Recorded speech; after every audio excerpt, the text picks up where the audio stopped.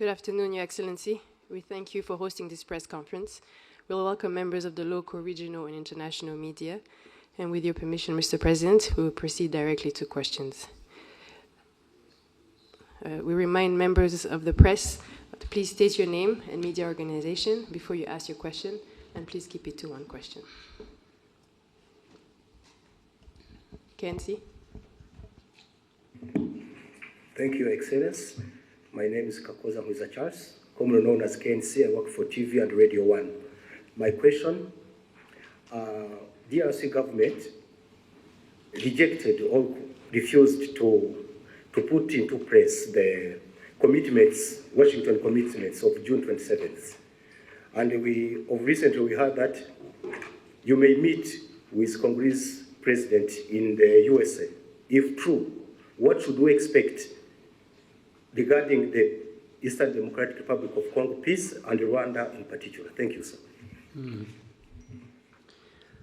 Well, I'm sure you are familiar with these stories where people may say one thing and do a different thing altogether. And sometimes it even becomes a pattern for some people to just not do what they have said they are committed to doing. And that is a characteristic of the situation you have with the DRC. The good thing is it's always in the open, it's in public. You don't have to explain much. If they were doing it quietly, people would get confused and start saying that maybe others are actually responsible for all that they are seeing. But the good thing, they come out and say it. They agree one thing in Washington or even in Doha, and that is made public. Then the next day or week, someone says, no, we are not going to do this and this until something else is done. And even when what they are referring to has also been under discussion. And whether in your mind you agreed or not, what has come out of you, if it's on record, you definitely have a problem explaining why you would agree one thing in the room, and then when you are out in speaking to the media or to whoever, you say a completely different thing or even renege on what you actually said you are going to do. So that is one part of it. But somehow we've been limping through this all the way. Some things done, others not, others half. And now maybe possibly with the time taken and effort, we will find ourselves in Washington, which I should have started with. I think the fact that there is even a possibility of meeting in Washington and discussing or agreeing or signing anything is a good effort. For all the years before, we haven't had anything like that. We have had people come visit us, visit Rwanda and Congo, and rush to the UN and the Security Council and make decisions and make announcements and pass resolutions. That's why in the first years we spent a lot of time on that without really having anything tangible in place. I think this process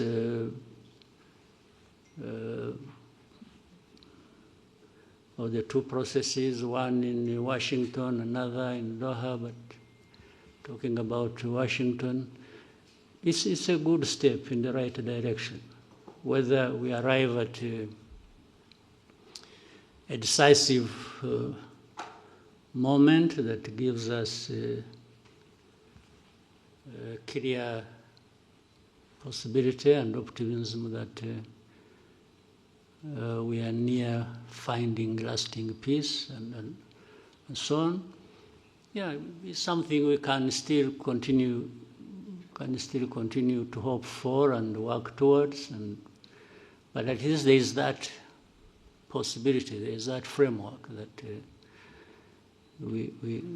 is in place. And the Trump administration seems to have done their best. You know, some of these processes will not work, not just because we are meeting in Washington or the powerful United States is involved. Yes, they have a big role to play. It's what I was praising them for, having made a huge effort. But until those people concerned directly, they themselves want and commit to achieve the end result, which is stability, peace, and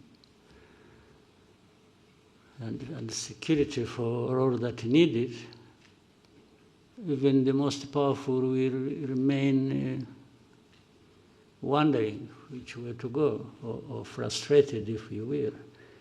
So the onus is on us, mainly the people, the leaders, DRC, Rwanda, and others in the region.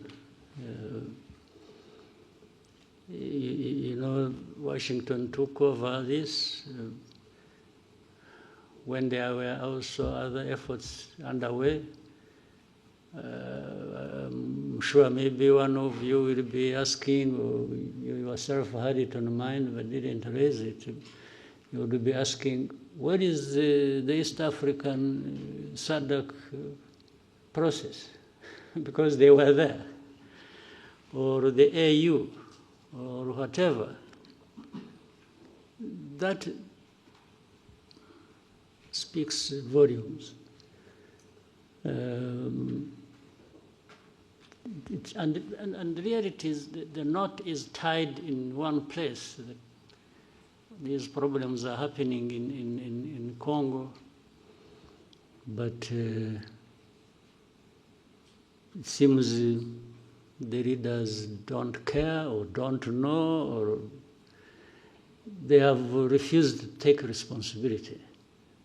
They just keep daydreaming and talking about all kinds of things, and whenever they've gone all places, the only thing they know how is to keep asking sanctions for Rwanda, sanctions for Rwanda. Okay, but if you sanction Rwanda, how does it solve your problem?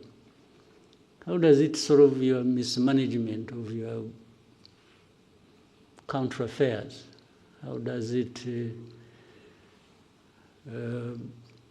give citizenship rights to the people who have been complaining for decades and have had to take arms and fight you? How does it solve the problem of you having to import mercenaries to come and fight for you? How does it do that? I mean, you know, people should really see things for what they are, and you may hear so many stories about different things, but you also have the ability to see through all that and make your own judgment. So, summary of so much I have said, I'm always optimistic. Always hope there is a chance another day, and the following day. But I remain prepared to take care of the business I have to take care of. Thank you, Mr. President. Albert? Good afternoon, sir. Thank you for this press conference. Kind of a follow-up on where we started. At the same time that we have a meeting coming up in Washington eventually, at the same time you have a narrative that has been developing in these last weeks and touching on something that doesn't seem to be the way it is presented, talking about humanitarian crisis that is incredible, millions of people displaced in Eastern Congo, that people need to have access to Goma, and that is especially developed in Europe, from what we can see. So sometimes also it reminds me of 10 years ago, or in 2012, 2013, what is this thing about Goma? Because as soon as M23 took in 2012 Goma, the whole world went cuckoo. And now again, everybody wants to have access to Goma. So what is there? Because it's at our doors. At the same time, I believe that after 25 years, to have MONUSCO there, which was also part of the forces that, beginning of this year, were shooting at Rwanda. I mean, for Rwanda, this becomes something that maybe needs to be taken up. Like, how long can a force like that still stay there? And especially that they've been part of the belligerents attacking Rwanda. Mm-hmm. So what is this thing about Goma that nobody knows? Well, Goma is near a volcano, which sometimes erupts, and so maybe that seems to be the factual thing about Goma. The rest are just studies. But from what you started saying, what is it that didn't actually originate from Europe? You asked something about Europe, and you are saying the stories about Goma and so on are originating from Europe. But what is it that didn't originate from Europe about this story or about this problem? If you look at the whole history and the old history, but even the recent history, you have had Europe always in the mix of things in and between our countries, and even to do with the crisis we have in Eastern Congo or the region.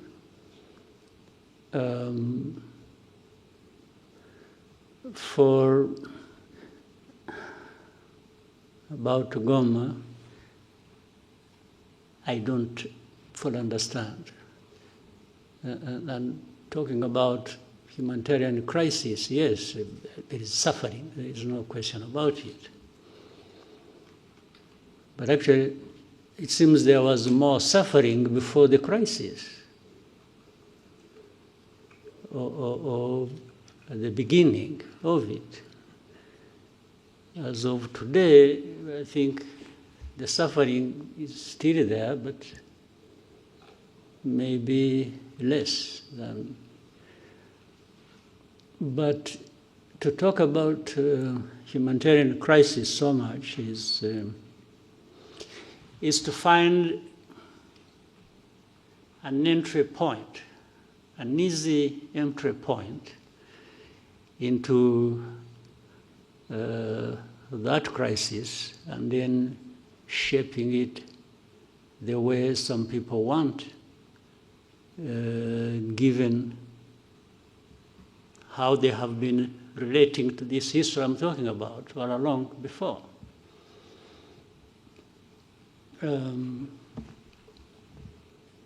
You cannot talk about just crisis or humanitarian crisis without highlighting the root cause of that.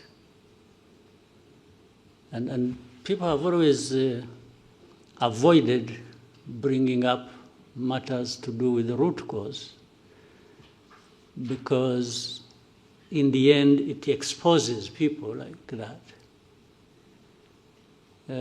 So there is always a way to shape things in a manner that there is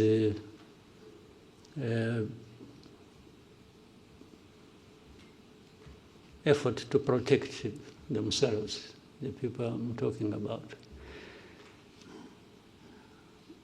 And is it a new crisis in Eastern Congo or in Goma or around Goma? You remember this crisis, I have said this before, and you have heard it even from other people, or you know it yourselves. This crisis was there 2012, came back 10 years later. Why can't people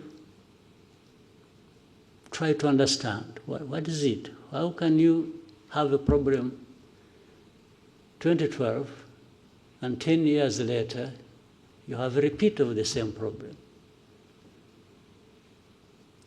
It means, but yet, for those 10 years, we had this international presence. And many years before that, supposedly to address these problems. So much money spent, so many people involved, people losing their lives in big numbers, refugees, people displaced, and but life goes on like that until we are visited by the same problem, and then we start running around like this is a new thing. I mean, the amount of hypocrisy and even double standards and real insensitivity of some of these powers that we know who are associated with the cause of these problems or who accompany the crisis in a way they have chosen, and in the end they are the ones making so much noise about, they look like they are really hurt by the suffering of people. These are people touched and offended by people suffering. But this is just trash of pretense. If you are like that, you have heard people talk about values, you see our values, blah, blah, blah, but it's a lot of nonsense.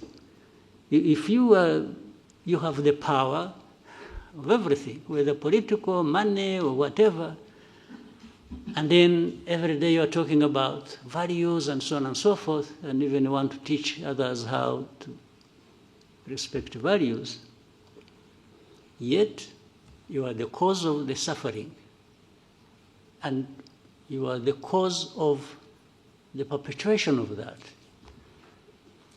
What kind of pretense is this? And you can't just... So when you see these people, coming out with a lot of anger on this and talking about, you see us, you've made a mistake, we are going to do this.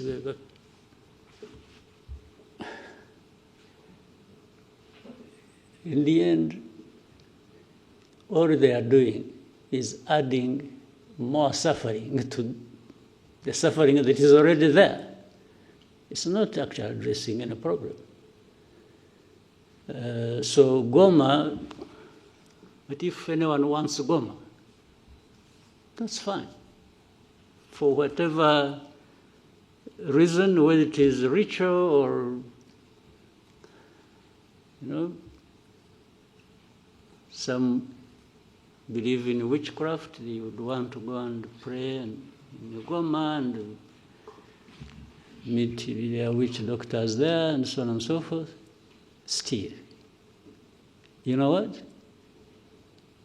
Goma it's not functional as of now, but it is in the hands of some people. You go and talk to them. But if I were the one, now let me be myself, let me tell you the story. If I were the one, you come and I'm the one controlling Goma, and you come to say, I want to use Goma. I say, fine. But these are conditions. Goma is part of my problems that I face with the government. And now it is in my hands.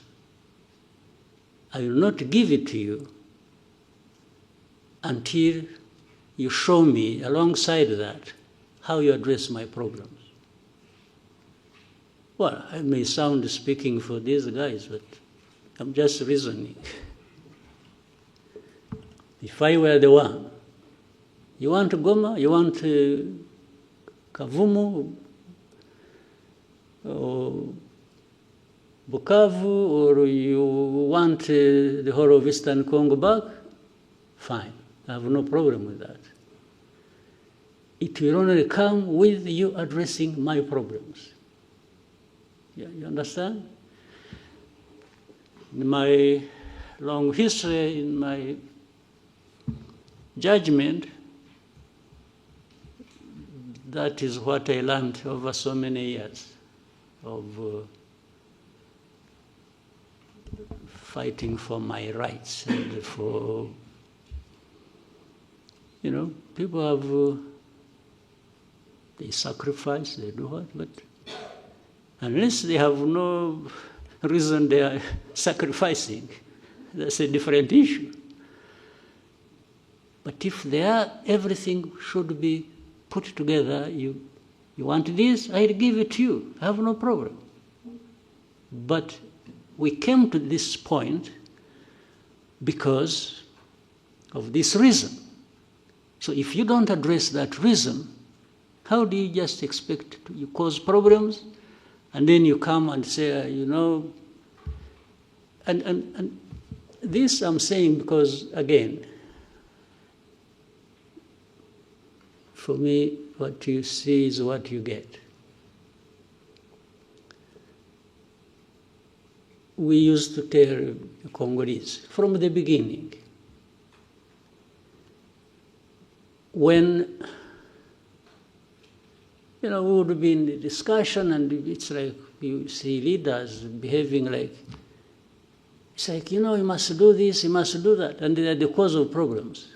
So I used to tell the leaders of Congo that asking,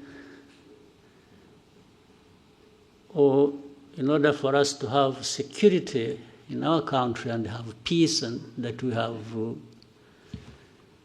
fought for so many years in the past, it's a must. We must give each other peace. I can't ask anybody for peace as a favor they are doing to me.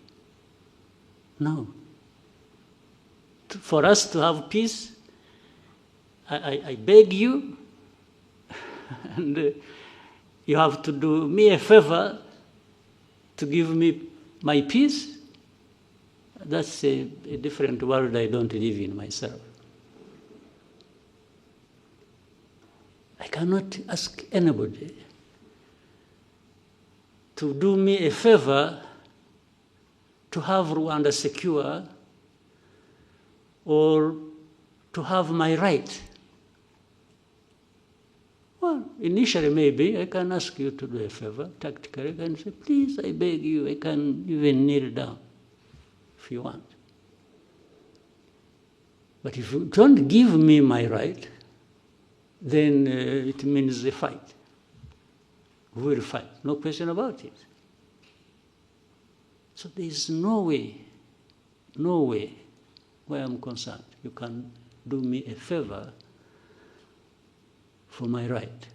Who are you after all? Who are you to have everything, including my own right, that you can control? How? Who are you? What gives you that right or power to be able to do that? So I've given you more than you really wanted, but Goma is part of the problems we have in Eastern Congo. And yes, Goma should go back to its operations as an airport. But what is it that stopped it being so in the first place? So you must address that. You want to address humanitarian crisis. I agree. There must be a way of doing it, taking on board the fact that there is what is causing the humanitarian crisis, and that must be addressed. Right? So, anything else about Goma?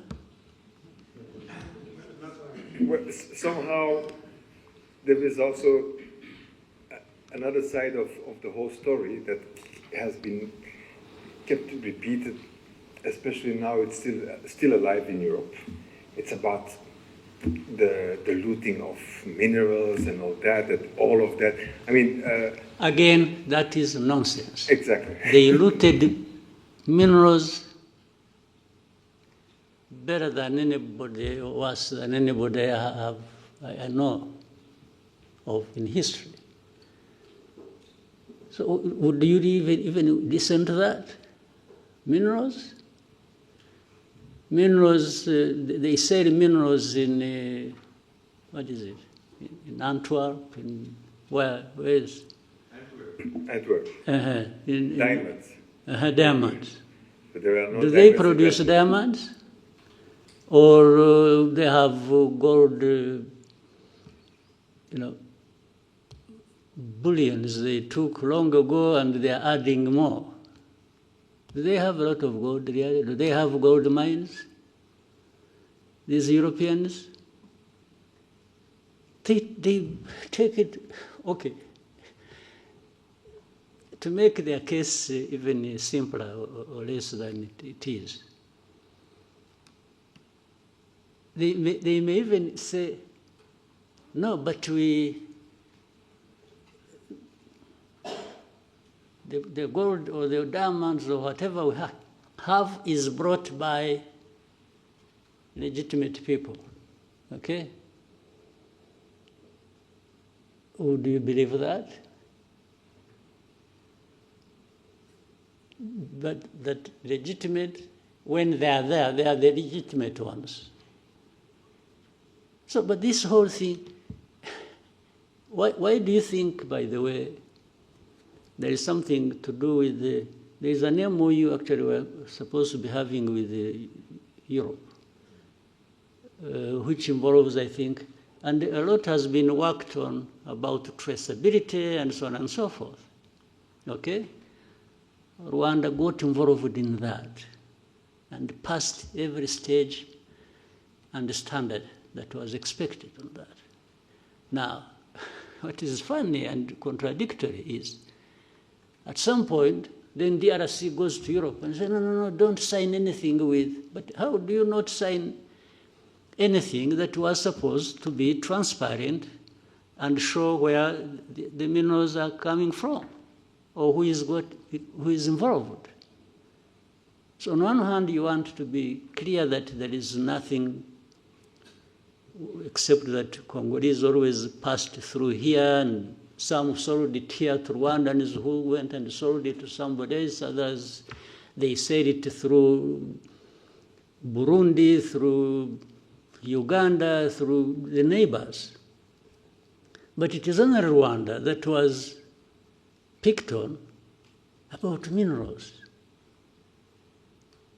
Simply because, I think with the audience back home in Europe, they listen more to these accusations. The more they hear of them, then the more questions they raise about Rwanda.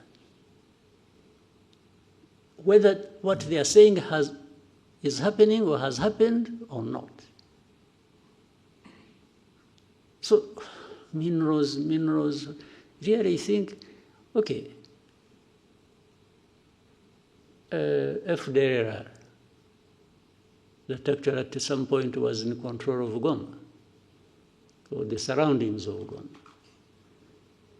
Why are they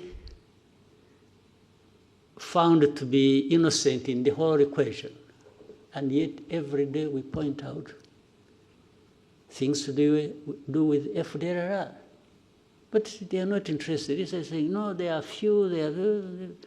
Well, if they think they are few, they should come here. We will take we give them face-to-face conversation with those that have been brought from Eastern Congo recently.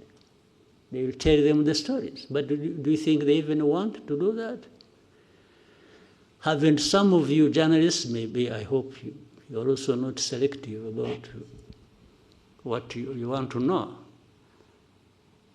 Haven't you asked to go and meet these people who have been brought from Congo, the FDLR, to tell you their stories that show you how they are so embedded and intertwined with the Congolese forces and other systems of government? So that plays behind the scenes role, and you don't see it at the forefront being talked about. In fact, some of these FDLR have been doing mining in Eastern Congo. Where do they take their minerals? Maybe those are the minerals that end up in Europe, but they would rather hold Rwanda responsible based on the stories around minerals. What sense does it make?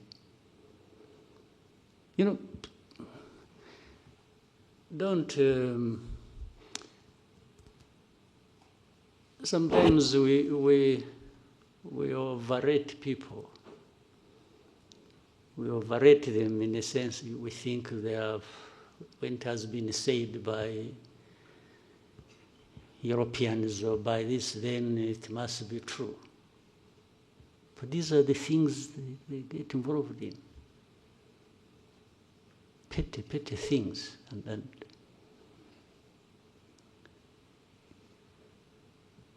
without borders. Okay? Thank you, Mr. President. We have one more question about Goma from Romain Gras of Jeune Afrique.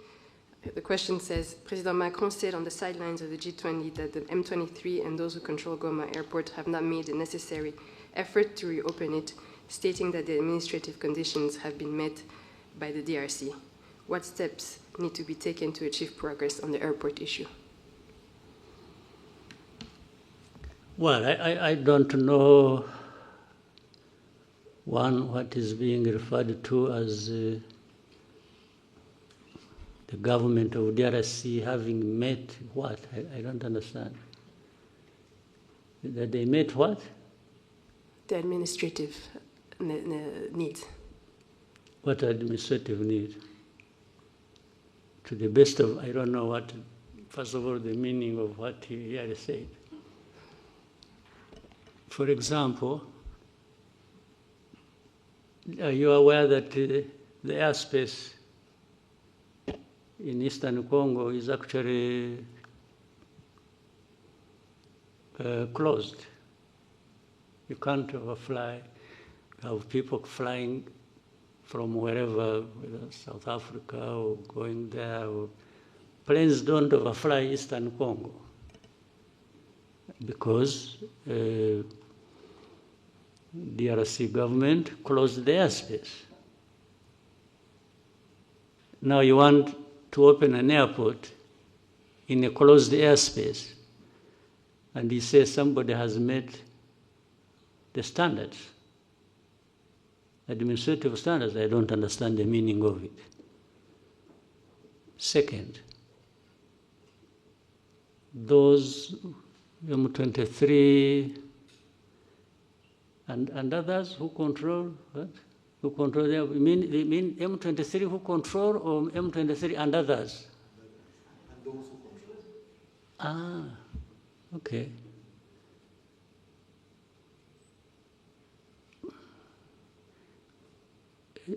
Could I equate it with saying, maybe he wouldn't like that, the government of DRC, the FARDC, and FDLR.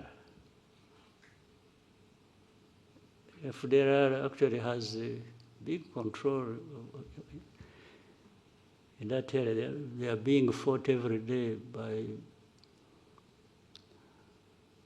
the M23, even before those who control the airport come in. So would President Macron wish to say something about FDLR? I don't think so. You know the reason? There is a whole story about FDLR and those others from Europe. We'll talk about the airport, those others who control it other than M23. There are those others from Europe who control FDLR. And that's why they are always quiet about FDLR. You see always when issues about Eastern Congo, about Rwanda, backed M23, and then when FDLR, they are really whispering. They don't even want anybody to hear it. And then for government of DRC, it's some individuals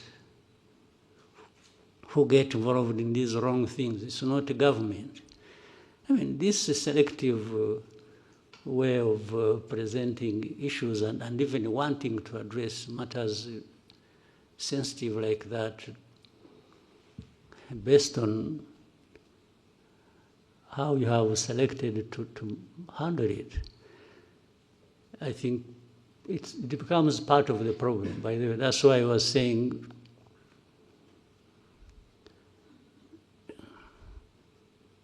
those others, other than those who control the airport, but from Europe, have been part of this problem as of origin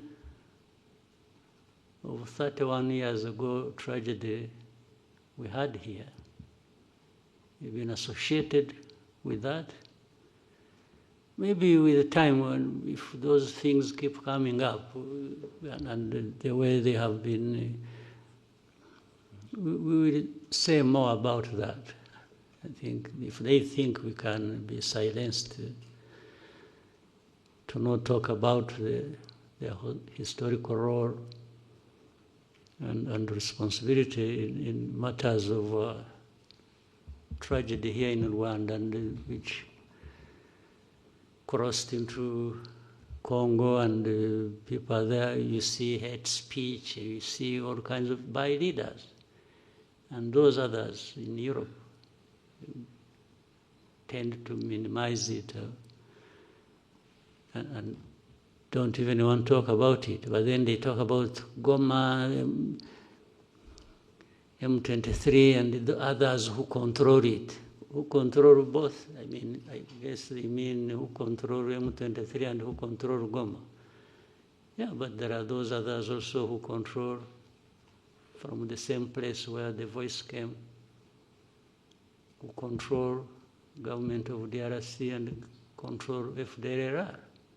And that's why FDLR, people keep quiet about it. But, well, if they want us to roll back the whole efforts of the understanding of how we should relate based on their involvement in the tragic history of this country and the region, they are welcome. Thank you, Mr. President. Next question for Lionel. Thank you, Mr. President. My name is Lionel Nditali from Pan-African Review. My question will be about Africa's security in more broader terms. At the recent Land Forces Commander held in Kigali, you noted that Africa still faces the world's the most active conflicts, and that the response is constrained by external bureaucracy and decisions made afar, even when speed and autonomy are needed.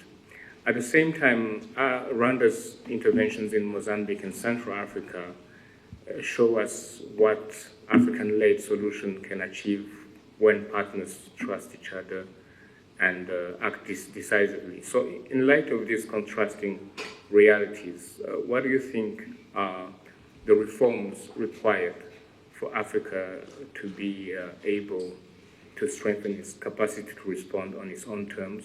And how do you see Rwanda's interventions or partnership shape that future? Yeah, it's an important question, but very difficult. Again,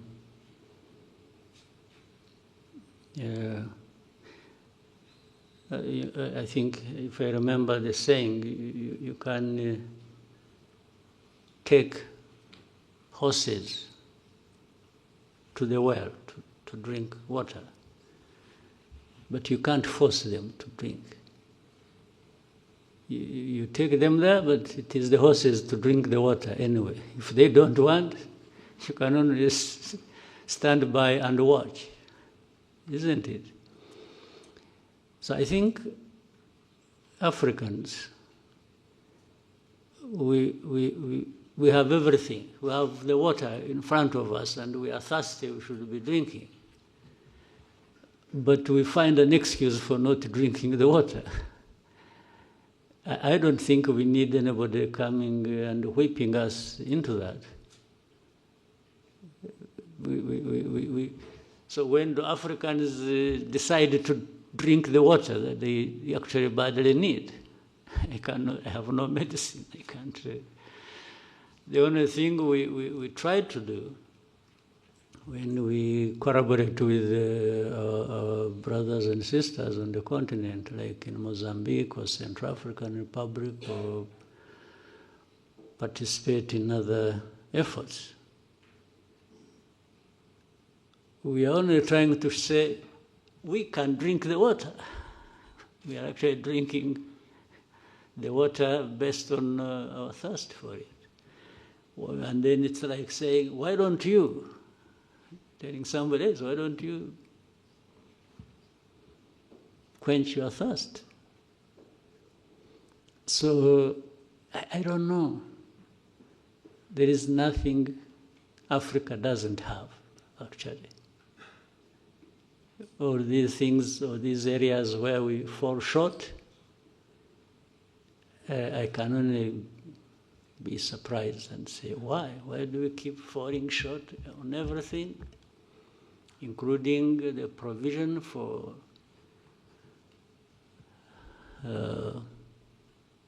security for our people?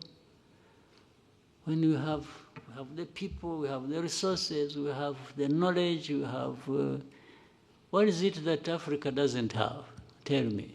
We have good weather, maybe that's what spoils you. We have...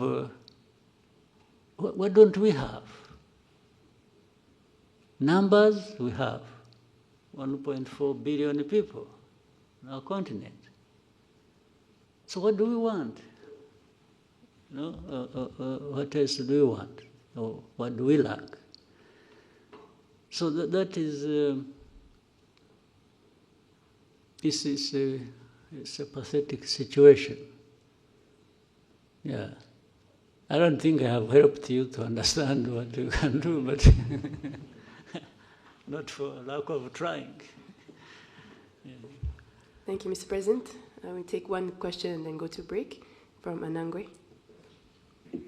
Thank you, Mr. President. Eugene. Maybe why don't we continue a little bit, then maybe another 15 minutes and then take a break. Eugene Anangwe, we're CEO, founder, East Africa Media Group, and the African Leadership and Dialogue Institute. So, President, my question is on leadership. And I listened to you keenly at the recent Unity Club forum, where you challenged Rwandan leaders to reflect on what's holding Africa back. And I remember you talking about feeling that this is linked to leaders who pursue individual gains. For the close to 20 years I've been in Rwanda, I reflected on this, especially listening to people who have been serving in different quarters. And when someone tells them, "Nukomeza bucho, urisanga kuri yellow paper," and they say, "Reka, reka, reka, reka, reka." And the reka, reka, reka is not because they don't want to serve, but because of the pressure to deliver that leaders in this amazing country go through. The pressure to deliver without apology. Exactly, Yeah. yes. And this brings me to the question of your style of achieving this culture. I know of countries where people will kill each other to get those positions of leadership. But here, not everybody can take that pressure to deliver without apology. So if you were to deliver a lecture at President Kagame's School of Leadership, what would those three things be that you'd say about this subject of servant leadership that happens in this country?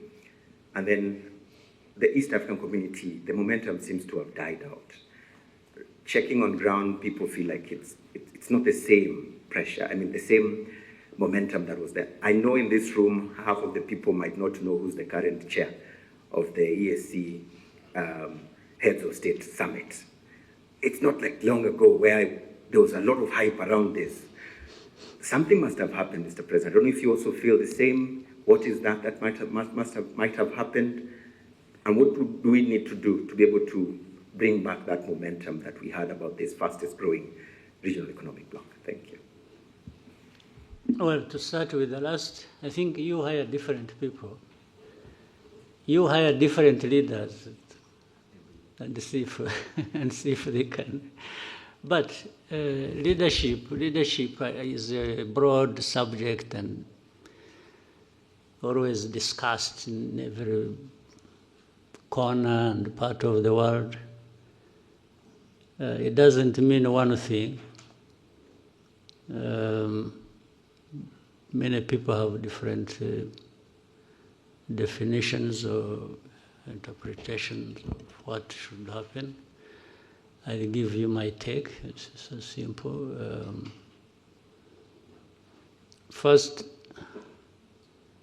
leadership isn't about just serving yourself and being proud that you've done something for yourself, except you can do that only if you are delivering something. Because if you are leading people and you are delivering, and you see the benefits reflected in the lives of those people, then you can have personal satisfaction and pride. So this is different from what I started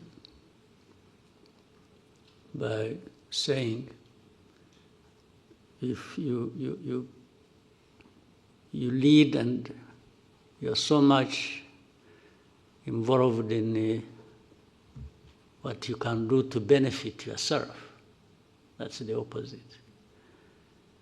I can only serve to benefit myself by being satisfied that my role as a leader is benefiting those I lead. Well, but that then becomes the theory, the broader theory or philosophy of leadership. But we also know that more importantly, there is the practice of it, the real tangible results you can see and hear from people. That makes the biggest difference. So with that understanding, which I think many people have, the rest becomes a choice of how you are going to live your life and the purpose of any service or leadership role you may be playing.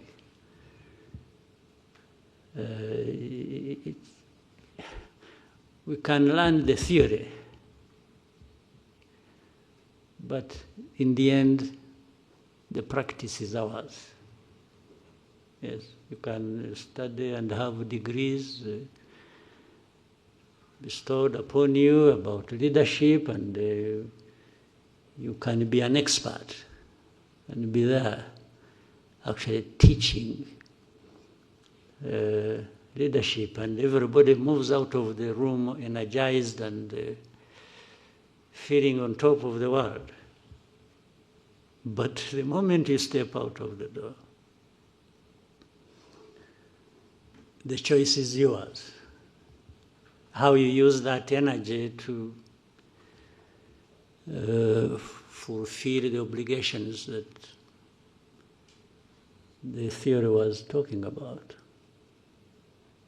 So it's not an easy thing. So you can therefore have this and match it on to what you asked about East Africa or whichever entity or institution. We have to keep trying, we have to keep challenging one another on the basis at least of this theory, and then tying it with the practice and say, but we are saying these right things in this institution, but the practice seems to be coming out differently. So you have to agree that's how issues of accountability come in, because people they understand the theory but have failed on the practice, and they are causing damage to those they lead. And therefore, that's when you say, if you are found to be doing this and you run into this and you are causing suffering, then measures should be taken. By doing it intensively, I think you reduce on the damage that is caused by bad leadership. So, as you said, at the personal level, I also confess, I tell you, I have no apologies to make for. And then I tell my people, you know it very well. I have said, by the way, when you get tired of me, get rid of me. I'll walk away without any, I will not fight back. If people say, no, you are becoming too much, insisting, both, too much is not just in time. too much can also be how much you do in time that disturbs people, okay? But accountability and the desire to have results is not for the half-hearted, no. So by nature, I found either I'm doing it, unless somebody shows me saying, what? There's something wrong you are doing. I listen, by the way. I also have ears, I have a sense of trying to listen and learn, but if nobody comes up, and we all agree that what we are doing is the right way to go, on that one I push everybody in my domain as much as I can. But age is catching up with me, so I have some reduced energy, not like I had 25 years ago. But I still have, I can still bite. I still have some, right. Thank you, Mr. President. Vincent? Morocco's Excellency, Vincent Gassana, Katy Press. Bear with me, sir, I'm going to go back to the DRC crisis, which continues to cause instability, insecurity, and of course, devastation for the people of Congo.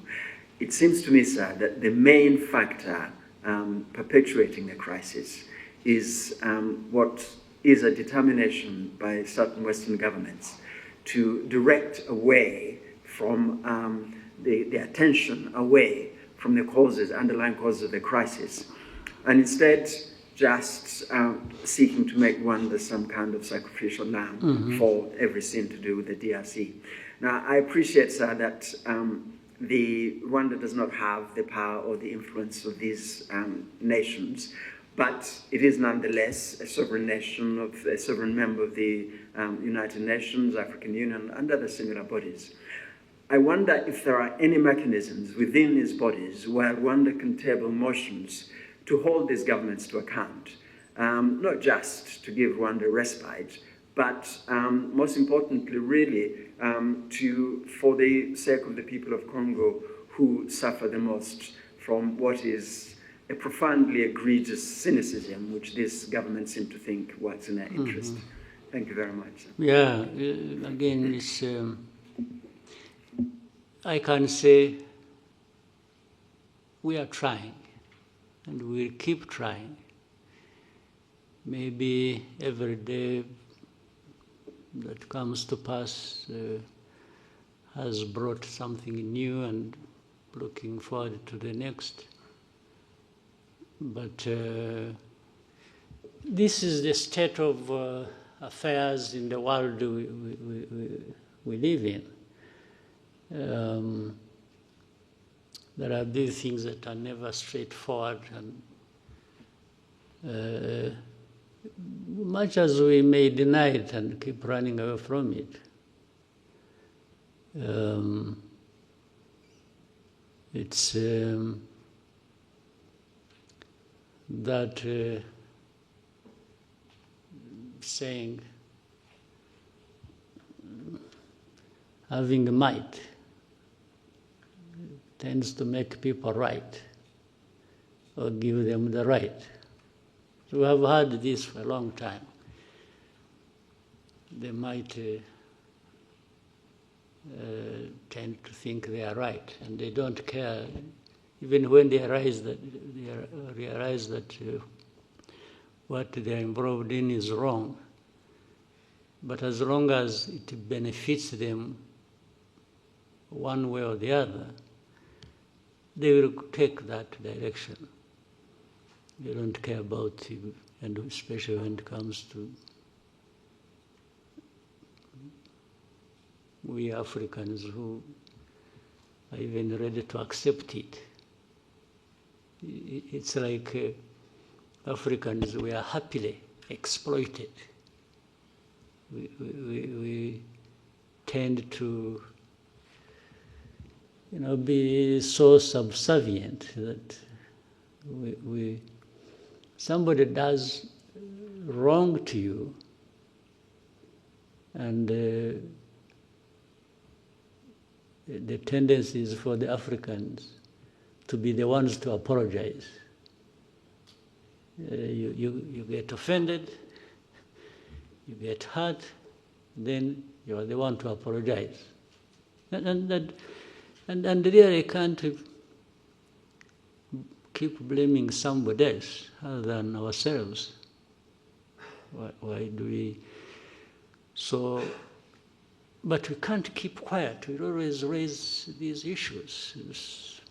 I'm sure there are many who are capable of doing that and who want to do that. We all can't be silent in this case. So while our power is limited, it's not like theirs. One, we have to reject it, that we can't just be treated the way we are. The second is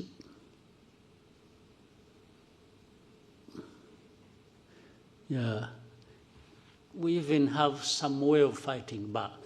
Fighting back includes to keep exposing the truth about all these lies and the suffering that is brought upon us, we Africans. Of course, that requires you have to have people who are like that, but then above all, you have to have a coordinated effort. That's why there is always a search for Africans. You are talking about, you are from Pan-African something. Yeah, the Pan-African means really working together, finding like minds to, and not accepting that we can, whether at individual level or at a collective level, we just have to. So there is always a moment, there is always a chance, there is always a place where even speaking up and speaking out makes a difference. That's what we have to do. And knowing that most of these crises, actually, when you look a bit underneath, there are things like this. We are talking about Congo a while ago. There's nothing between Rwanda and Congo and the conflict thereof. There's nothing that is just Congo and Rwanda. Underneath, there is a volcano, yes, that you have to contend with. There are these external factors and actors and forces that are operating. So the moment you are conscious of that and keep finding ways to minimize the damage it causes, I think the better. Mr. President, we'll take one more question coming in from William Wallace of Financial Times. He's asking what is causing the delays to the Washington summit with DRC. If it does go ahead next month, how confident are you in a peace that sticks? Yeah, that's almost like another question I answered earlier, but what is delaying, I can assure you, does not come from or related to Rwanda. That's I want to confirm that. It comes from somewhere else. I don't know, maybe the one who asked the question can keep trying to investigate, but nothing originates from Rwanda. But the question I answered earlier is, people, we have had so many meetings, our delegations have met in Washington, and there is also, I keep bringing back Doha, there is Doha, but they discuss, they are near agreeing something, or sometimes they agree something, and then just out of that place, the next day, somebody is just it's in the open. It's not done quietly. Something, no, I want to do this until you have heard somebody say, we are not going to sign anything in Washington until Rwanda has removed forces from DRC. That becomes, but these are things that have been discussed even before we went to Washington. There was a discussion about that, whether in Rwanda or so. But then you are in Washington, we agree that yes, there are a number of things that are going to be done by both sides, and this is the sequence, and they sign. Our people, delegation, and the delegation from there, they sign. And then after that, the next day, whether still in Washington or back home, they say, no, we are not going to do this until, now they set different conditions other than what was actually done and agreed in Washington. So this is what delays the things. So for us, we've been here waiting. There were many times we are hoping that they are saying that maybe beginning of December, I'm not sure that we are going to meet in Washington. I'm not sure whether tomorrow somebody doesn't say, no. For me, I'm not going to Washington because either last night he dreamt or was told by a priest whether the backward, the old priests or the new ones, that it's a bad idea or it's a bad omen to do this. And somebody just says, I will not go. So what can I do?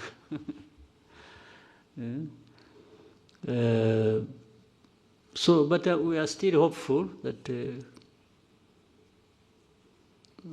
maybe because those bringing us together maybe have some power to move things, but at least for sure they have the intention. So we will wait and keep hoping that it's not just about a trip to Washington, it's about making steps towards finding an agreement that can help us start a process that will bring peace to our region and to our countries. Thank you, Mr. President. We'll now take a 15-minute break and come back.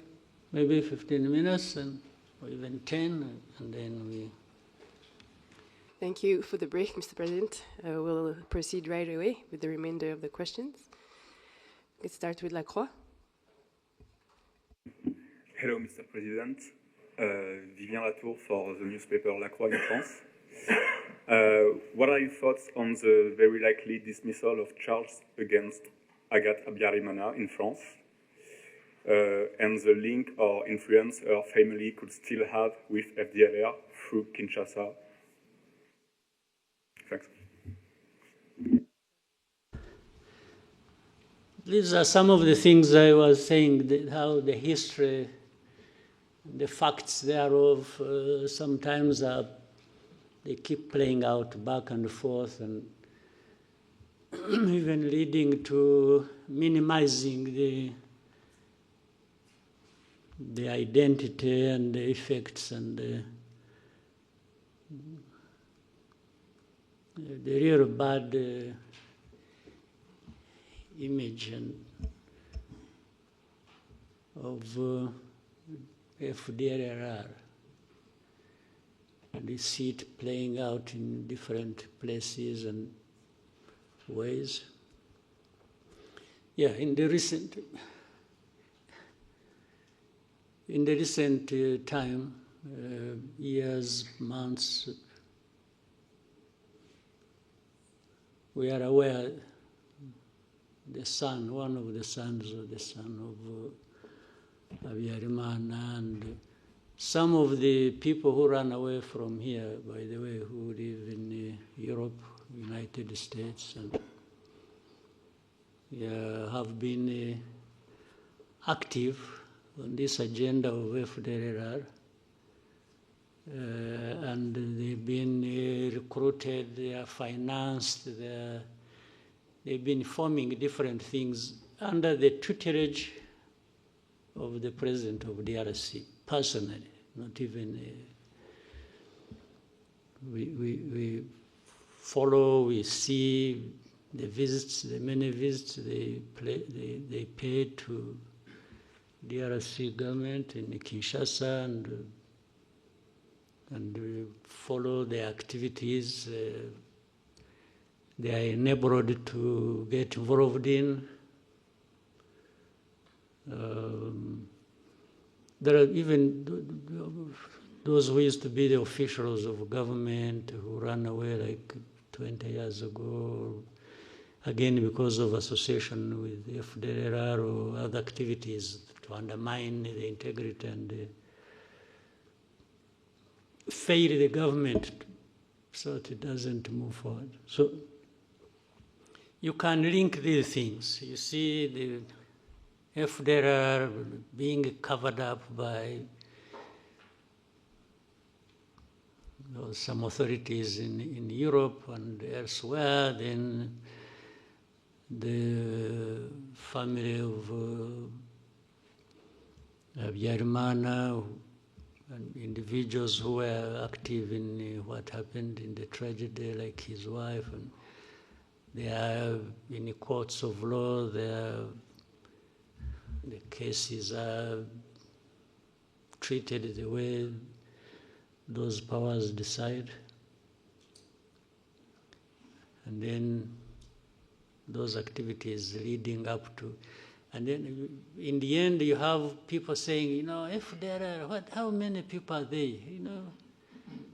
Really it's like, for us who complain about, when we are complaining about FDLR, these genociders, actually it is not even complaining about them in isolation. They are strengthened, they are made effective by the association they have with, for example, the government in Kinshasa or some authorities in Europe, or who allow this to, and then in the end who openly play down this. So you can put all that together and form a picture of how manipulations and wrong things have been going on around this problem of FDLR, but also how that relates to what is happening in Eastern Congo, or in Congo, and the noises that are made after that. Then you see resolutions that the UN sort of not bothered about FDLR, and not even bothered by those who support them, and trying to distance and make them innocent, those who support them. So it is in that form that we see even that case, how it has evolved. It has something to do with all that. Next question from Theodore.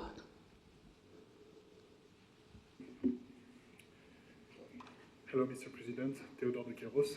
I'm a French journalist based in Rwanda for Le Monde and the AFP, and also TV5 Monde.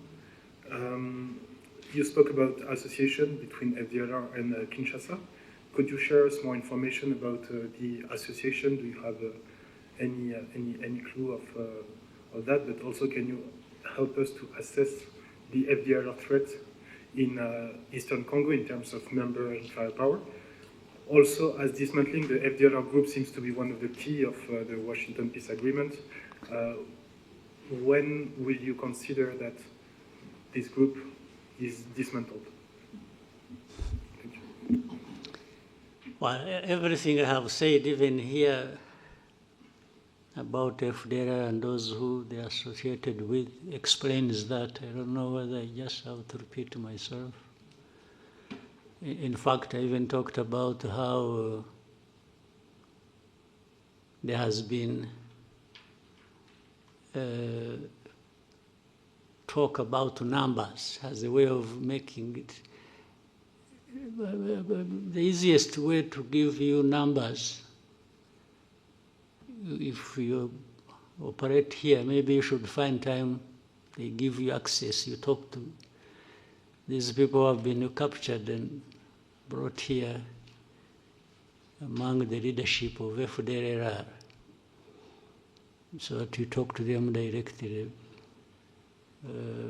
they give you. But again, the issue of numbers. By the way, I have seen that, for example, let me give you,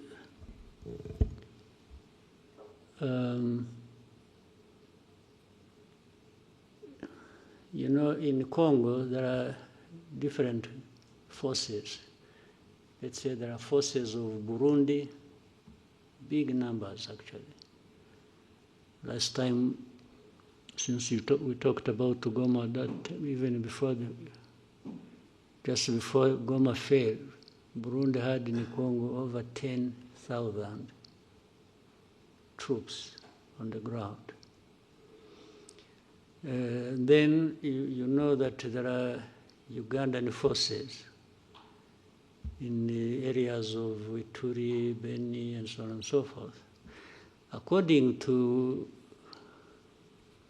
DRC, these are invited, so meaning they are there legally. But for the forces, for example, of Uganda, one of the reasons they are legally there or invited is to do with these groups of ADF. Would you be interested in finding out or understanding, or let us understand, in terms of numbers, how many are ADF? To make it such a significant problem that justifies the presence of, let's say, the amount of forces that, the number of forces that came from. Do you have an idea? So, because I suspect there may be a fraction of FDLR, but it is taken seriously by that label put on them, terrorists. You see, terrorists, even when they are 5, they actually do harm, and people take that seriously. So if there are, why no one would take them seriously, knowing that their history, and worse still, knowing that they are associated with a government in DRC. And I mean, this is the public knowledge. Even the way you have heard of hate speech, you have heard of all kinds of things. If you want to know, you must be knowing. So still the issue becomes, how many would they be? How many? So it's like putting me to task one, it is falsifying the issue of numbers. If we want to know about numbers, there are many. That's very fact. Then, but the essence of saying how many are they? It's like to say you are exaggerating. No, I'm not talking about you. I'm talking about what you said that is said by so many, including authorities in Europe. I have been asked by some leaders of Europe, how many are they likely to be? When somebody asks me that question, immediately I know he's interested in covering up the problem. And therefore, I associate it with all this I see. I said earlier when you are talking about FDR, say the resolutions, the statements made at the UN, they come saying, it is really like a whisper. It is just mentioned in the passing. It's not, but the reason is so that it's like Rwanda should not be taking action against them, which means from there, I can see they are saying they are not connected with the whole history or even their responsibility in what they did here. Well, by the way, they have also questioned even numbers of those who were killed in the genocide. It says moderate this and the others are just mentioned in the passing. It becomes an issue of moderate people who died. It's not about the mass of people who were killed in the genocide. This has been a subject of discussion and debate unnecessarily, in my view, for such a long time. So, the connection with between FDR and the Kinshasa government, my friend, I'm sure you know. And as a journalist, I'm sure you investigate, you should be knowing. I don't know whether I'm being tested to show how much I know, because I'm being asked by people who know. Then we can put it another day. Next question to New Times. Thank you so much, Mr. President. My name is James Munyanez. I'm from the New Times. Mr. President, you have previously said that Africa's instability is often the result of leaders failing their people, and that coups are symptoms of deeper governance problems rather than solutions. Mr. President, with the recent developments in Guinea-Bissau and in other places before that, like Madagascar and other areas across Africa, what do these developments reveal about the state of governance? What is that? What do these developments, like the coups that we've been seeing, reveal about governance, the state of governance on the continent, and what should African institutions and particularly the leaders of Africa do differently? Because, Mr. President, there's a sense increasing among young people that maybe you have leaders that kind of protect a club of leaders across the continent that kind of protect each other.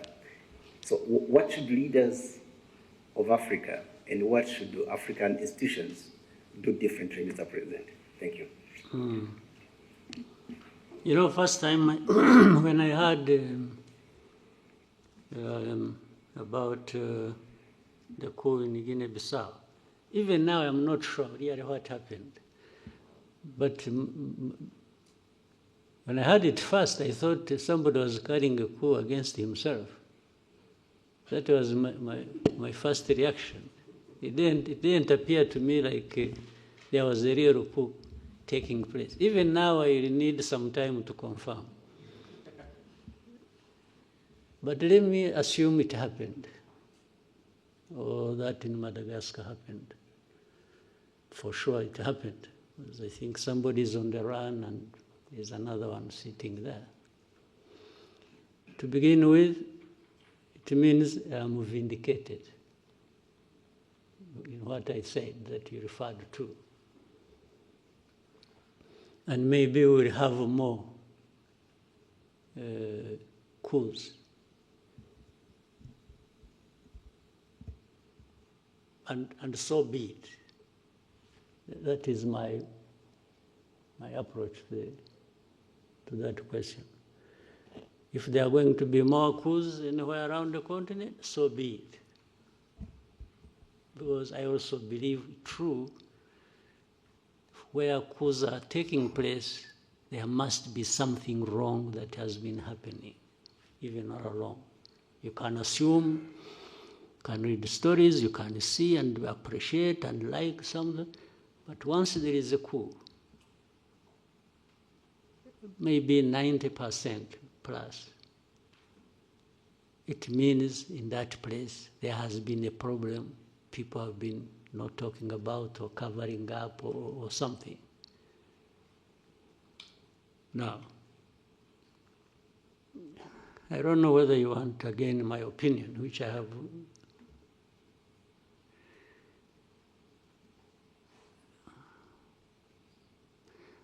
Because what is interesting,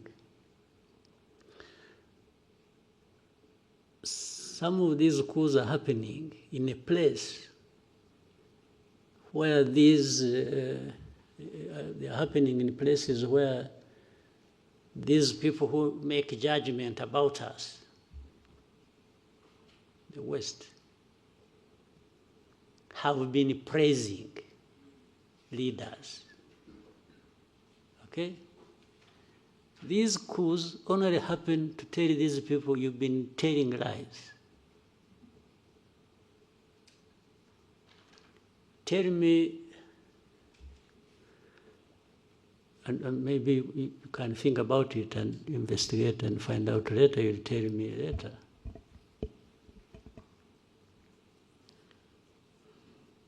If this coup is not a coup against, let's say in Guinea-Bissau,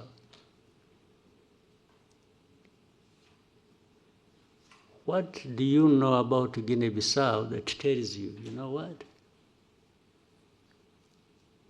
Such a coup should not have happened. What is it? Because, or even go to Madagascar and tell me, you know, the way I know Madagascar, the way I've seen, why should the coup have happened? When we ask ourselves the questions in that form, we might then get to understand whether there are underlying problems or there haven't been, somebody just out of madness acted and overthrew a government. So the young people you talked about, you call them Gen Z? Well, why did you go to Z before you went to Again zero? I mean, the last resort, maybe. Is that what it means? I'm just guessing. Still there an expression that something is amiss. It may not even mean that they are always right. You see? But I would rather than, for those of us who are still around and don't want to be overthrown, we may need to find a way of making these young people responsible also, so that they feel they are part of, and therefore no need to overthrow. You see what I mean? Because there are so many, they can't all also be operating recklessly, collectively. Maybe some hot heads among them can mobilize others, but still to move the whole mass to do something. So before they do that, it's our responsibility maybe to do something so that they have no need to do that. Because where does it end up anyway?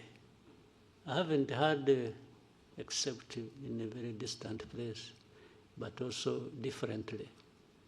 I haven't had any of these ones go through that process and becomes the leader. So they always end somehow, maybe for another year, for another term, okay? There is a way to do things and to have a conversation in a manner that they become part of. And they become part of, if a country, because countries have problems, mine has problems. And people necessarily do not get everything they want, because there are real problems that people say, this country, if I use my example, wouldn't have everything as they wish to have it. But it is my duty, and for those other leaders of this country, to be out there transparently explaining to people why there are these problems, and show the effort you are making, and also that it involves them to try and deal with this problem.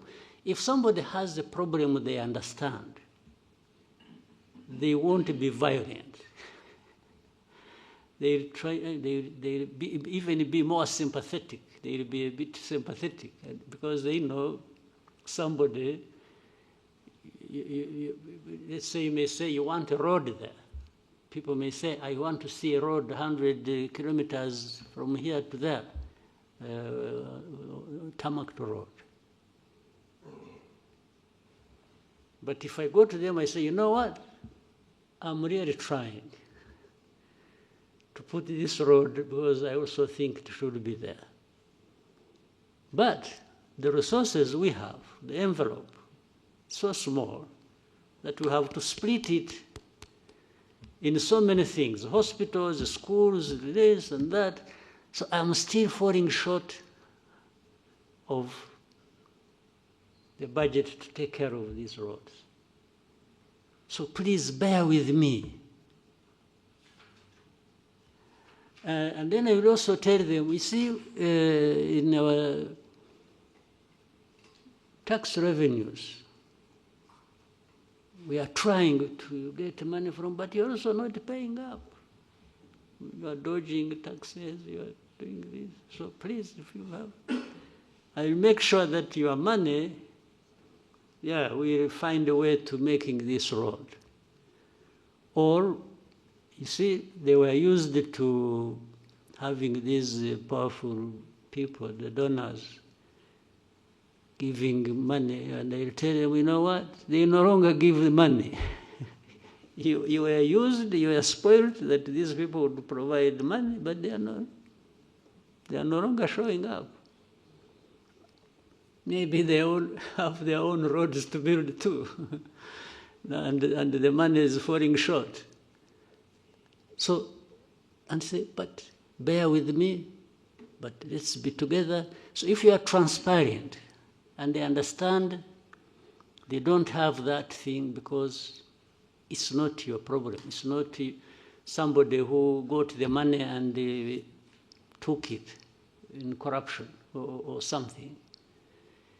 Why would anybody get angry with me if I have explained like that? But if they suspect, no, but you're not sure, you're not taking your this money for yourself, they will not be sympathetic. They may even terrorize and laugh and clap and like they have listened to me, but in their hearts, they are keeping a grudge with me. Yes. So one day they will show up on the street. If it's the road, it's a hospital, it's this, it's that, and then later on they get news about this man who is not, he's building a castle in Paris or in Brussels or in New York. They will come for your throat. Yes, they will, it becomes only a matter of time. They'll come for, they'll come at you and you'll face it. So, but for the coups, for me, I summarize what I've said before. In a way, maybe there are good coups and bad coups.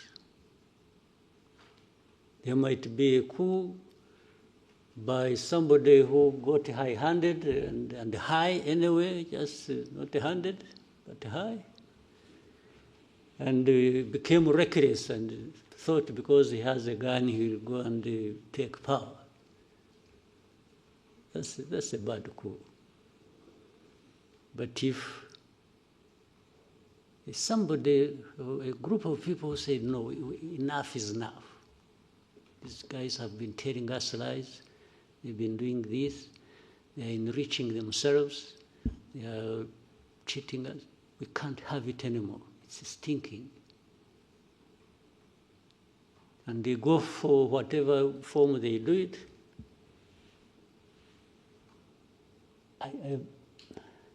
I think I'm okay with it. I know it'll be misunderstood, but I'm happy to taking the risk.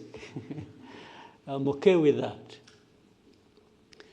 But not entirely okay until I see that somebody who did that, or people who did that, and they were sick and tired, and that was justification, until they are seen to be making a difference, then I'll be, I feel settled in my mind. But if you come and do the very things you overthrew people for, or do worse, then why did you carry out the coup? I just say, no, this one deserves another coup, or should go to jail. Yes. Now, here is another tricky part there. You see, there are these coups, people really have a knee-jerk reaction about coups. It's a coup, everybody, that one should face the barrel of the gun. Let's now, before the coups, talk about that situation. If you have a constitutional government led by civilians, and they are killing their own people, they are mismanaging everything, they are taking all the resources of the country for themselves and taking it outside and literally destroying the countries they lead. And then there comes an election after 4 or 5 years or whatever. You know what happens? People should also get tired of this. If you have that record, if you have that history, should it be automatic that you should continue just because you are a civilian and even when you cheat elections? Do you get it? Because it has almost become automatic that if you are there, you are sure of winning the next election. Okay? Even when you are doing all these terrible things to your own people.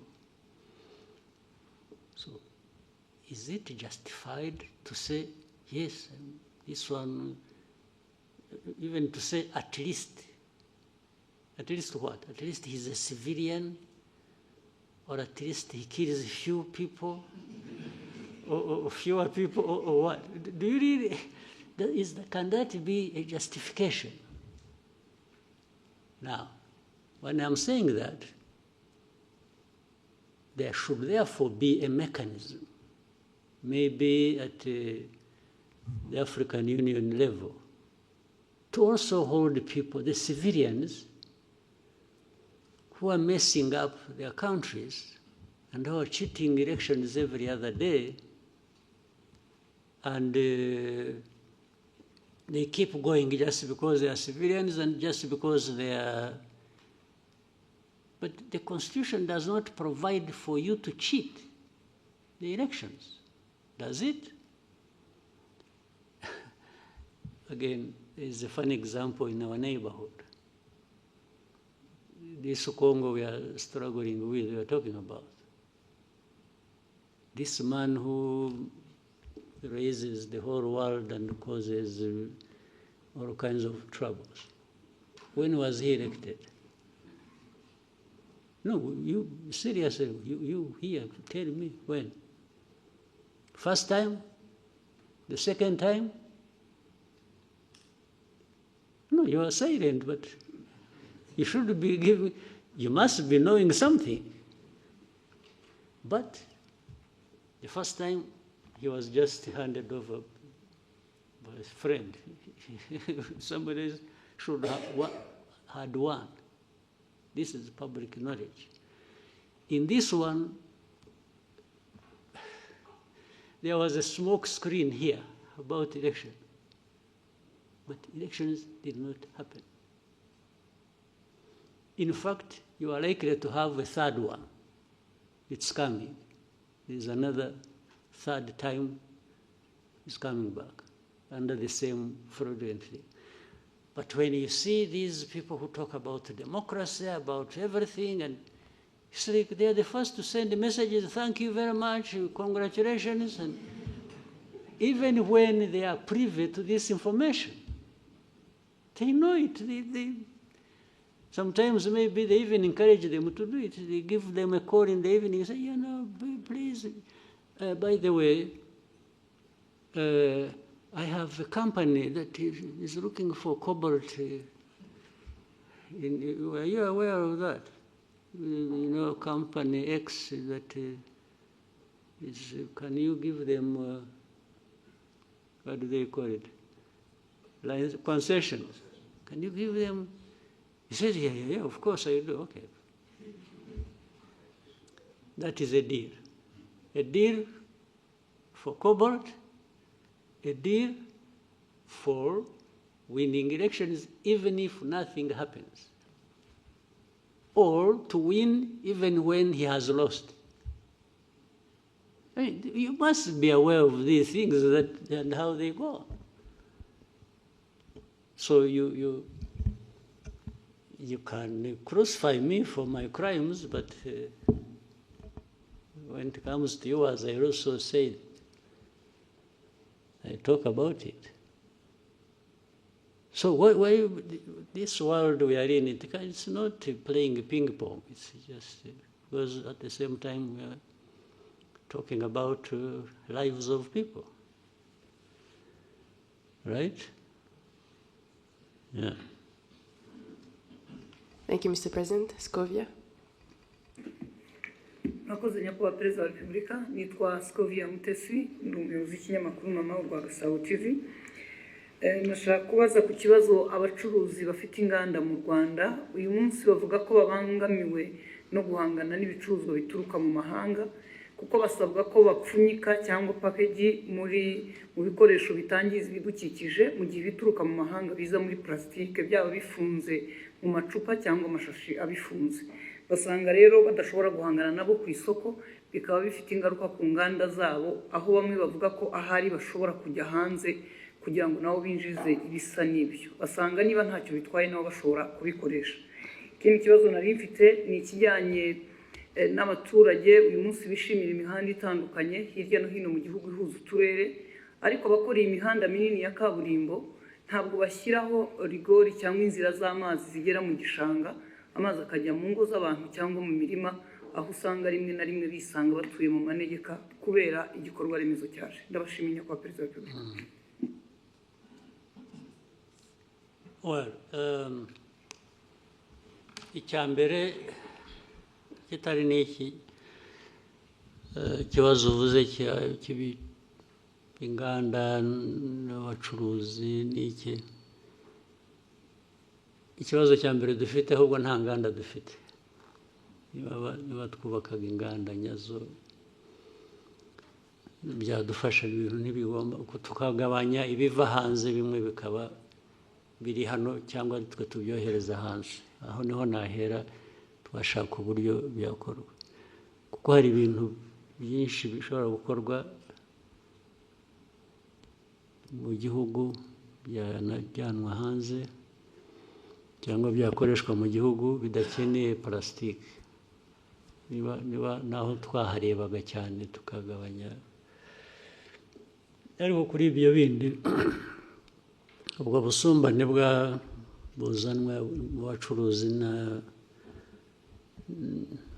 n'ayo mategeko ya plastique, ngira ngo bigomba kuba ikibazo cya mbere bikorwa nabi cyangwa bikurikiranwa nabi. Icyo kibazo kimaze igihe, ndibuka ko kigeze kuganirwa, abantu bagifatira ingamba z'ukuntu, ntabwo ubwo bitumye nibaza aho byahereye, kuko ikibazo cyaraganiriwe cyagomba gufatirwa ibyemezo, ariko ejo nzabisuzuma numve neza uko bimeze. Ejo dufite cabinet meeting, rwose ndumva nzakibaza abantu birimo bakansobanurira. Hari uburyo bugomba kuba buriho,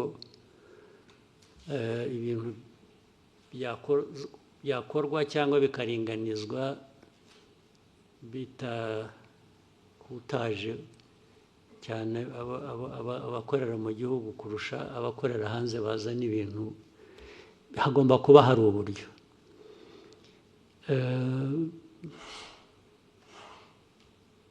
Ntibivuze ngo dukwiriye kurekura noneho, kuko nabyo uko byari bimeze twasanzemo harimo akamaro kanini, harimo inyungu nini, ibyo kuvanaho za packaging ibintu bya plastique. Ariko abantu babisuzumye neza bashobora no gushyiraho ingero zitandukanye, ibintu bimwe byakorerwaho cyangwa uburyo byakorwa bikagabanya ubwo bukana bw'abantu batakaza imari kubera ko ibiva hanze nabyo bikwiriye kuba bifite uko bihera, nabyongeraho amafaranga kubera iyo mpamvu, kugira ngo nkuringanize n'uwo mu gihugu wishyura ibirenze kubera ko we yabikoreye mu gihugu. Byose ushobora kubishyiraho rwose tax, ari ukoresha hano nta bundi buryo agomba gukoresha plastique, nashyiraho tax. Ariko byagera kubivana, uzana plastique ayivana hanze nka kuba kabiri. Ibyo byose birashoboka. Hari uburyo bwinshi umuntu yagenda bisuzuma akabiringaniza, kandi udatakaje icyangombwa cyo kuvuga ngo tugomba kugabanya plastique, kuko bimaze imyaka 20 ngira ngo bya plastique bikora. Ntaho mbona byahungabanije igihugu mu mikorere cyangwa iki, nubwo bigomba kuba bifite abo byagiye bibangamira. Ibyo rero byakosorwa. Hanyuma ikindi cyari iki, iby'imihanda. cy'imihanda urumva ni nk'ibyo nabyo ni nk'ibya parasitike wari uvuze. Imihanda ubwo impamvu abantu bakora batyo nabi bituzuye bikangiza ni ukutabikurikirana, kandi nitwe bigomba kuba biturukaho, kuko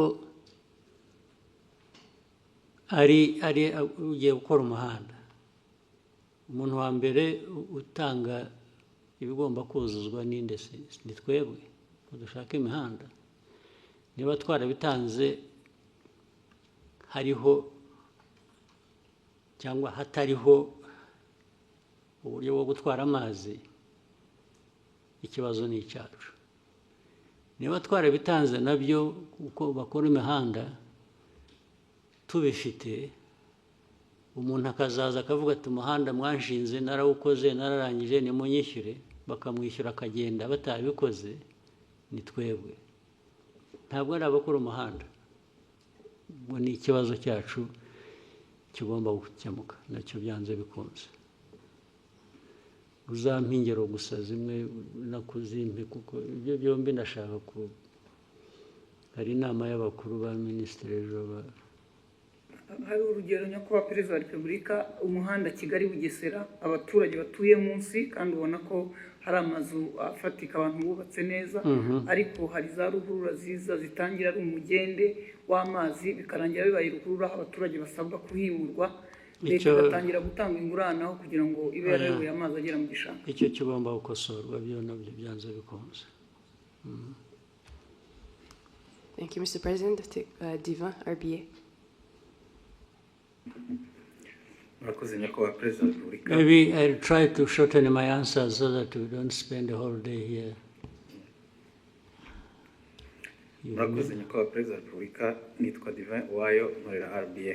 Nifuzaga kubabaza ubushakashatsi bwa 14 bw'urwego rw'igihugu rw'imiyoborere. So while I want to shorten my answers, shorten your question. So that we can have more people. Yes, Excellency.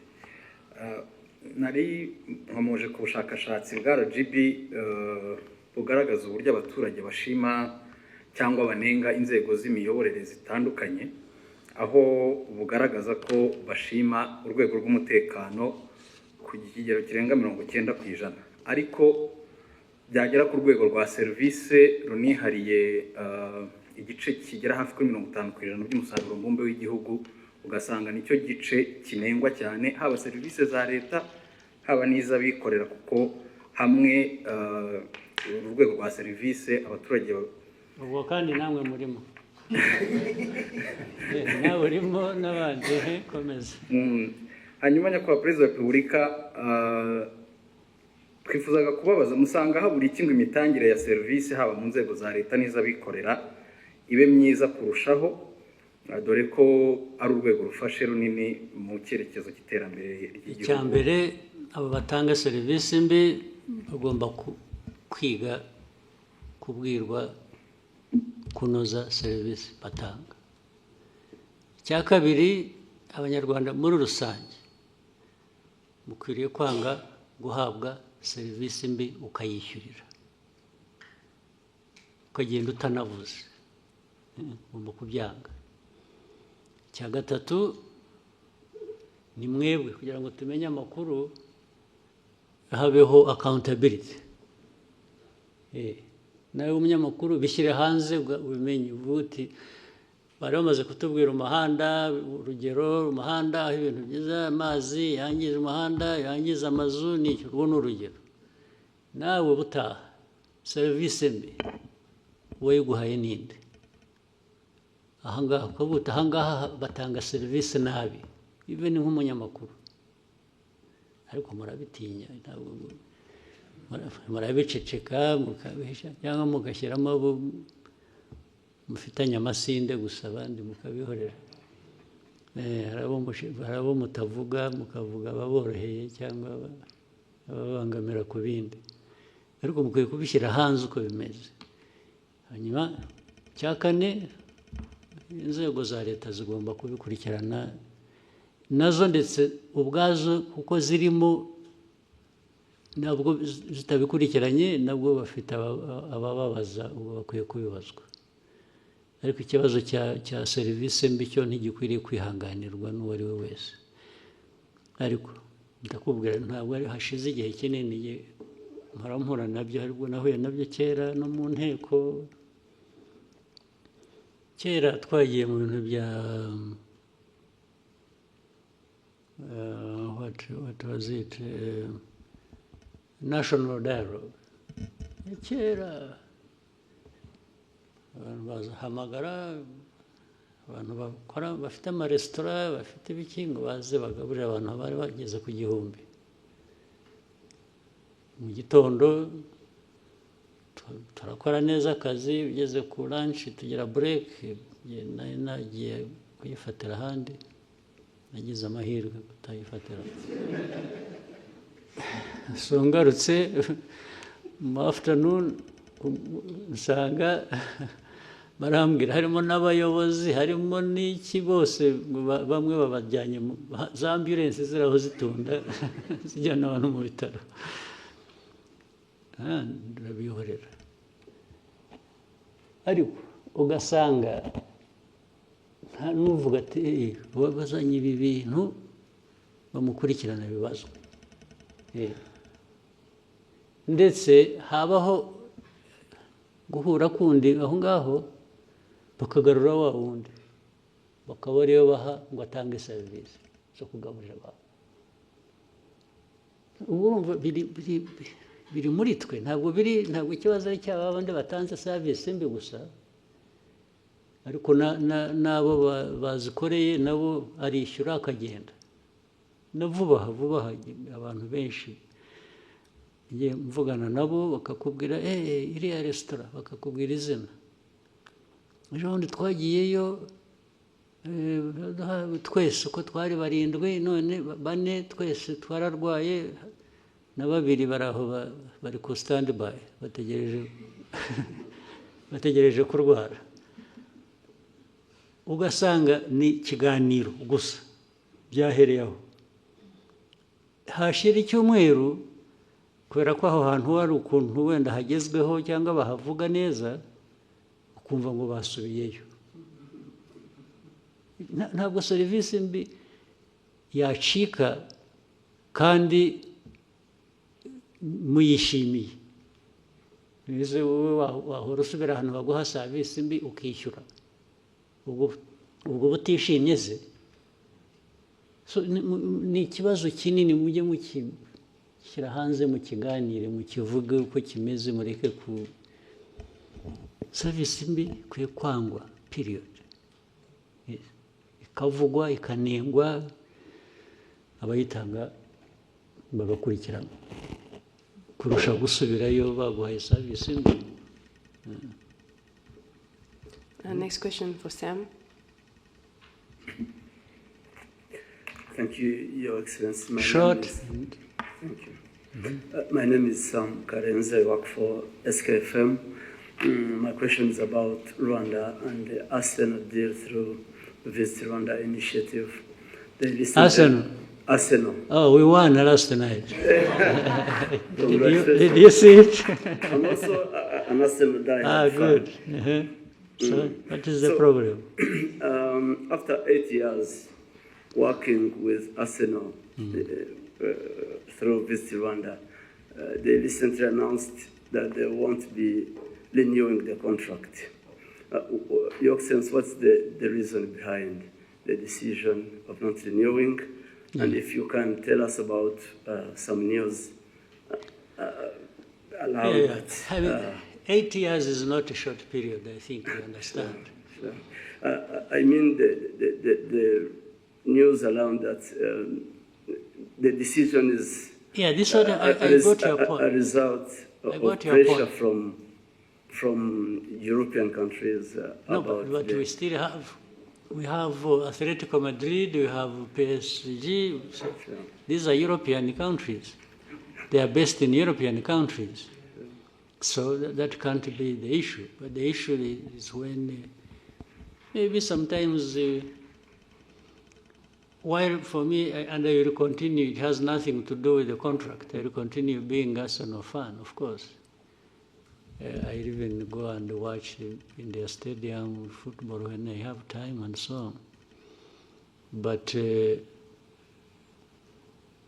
partnership like that one we had been having for 8 years is a commercial partnership. A commercial partnership can be reviewed on different grounds. Either party may say, I'm not, because it has to be, it was being negotiated every year. It has to be negotiated every season. I mean, not every year. We agree, let's say we negotiate it like today. Maybe it goes 2 years or 3 years.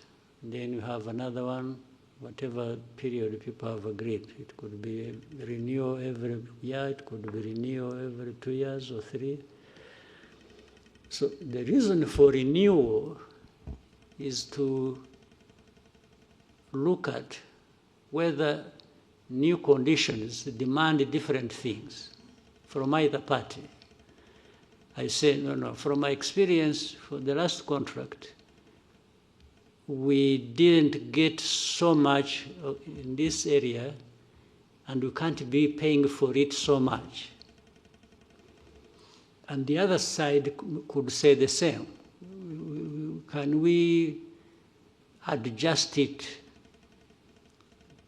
like that? So in fact, particularly this one, there was a negotiation that went on. There are adjustments to be made in the contract. And our people and theirs disagreed on a particular thing and said, no, we can't have this instead of this, or which you have been having, or which you were demanding to have. And reached a point where they said, okay, instead of disagreeing too much, you may find another partner who will satisfy you if you don't want to listen to our demands. This is really what happened. I know why maybe the politics you are referring to. So you remember again. I think you should learn many things from what we go through.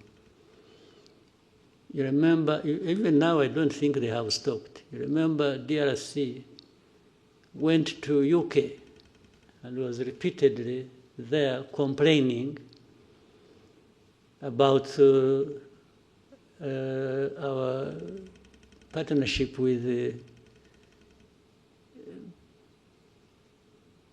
Arsenal, and saying, no, you can't do that with the country that is, kinds of things, telling them stories that they went there from the beginning of this conflict. They repeatedly made it an issue. Actually, they also went to PSG. It's not just...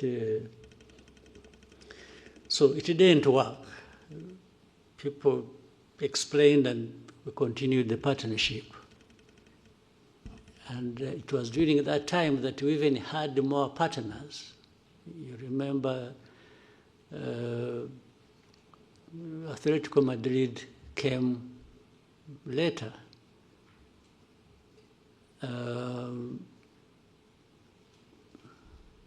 What is interesting, when it failed, when the DRC efforts failed, they started looking for clubs to have partnership with. So, yes, that's exactly what happened. If you saw, I think I saw a game yesterday or the other with the Monaco, somewhere on the sleeve they have D something. Yes.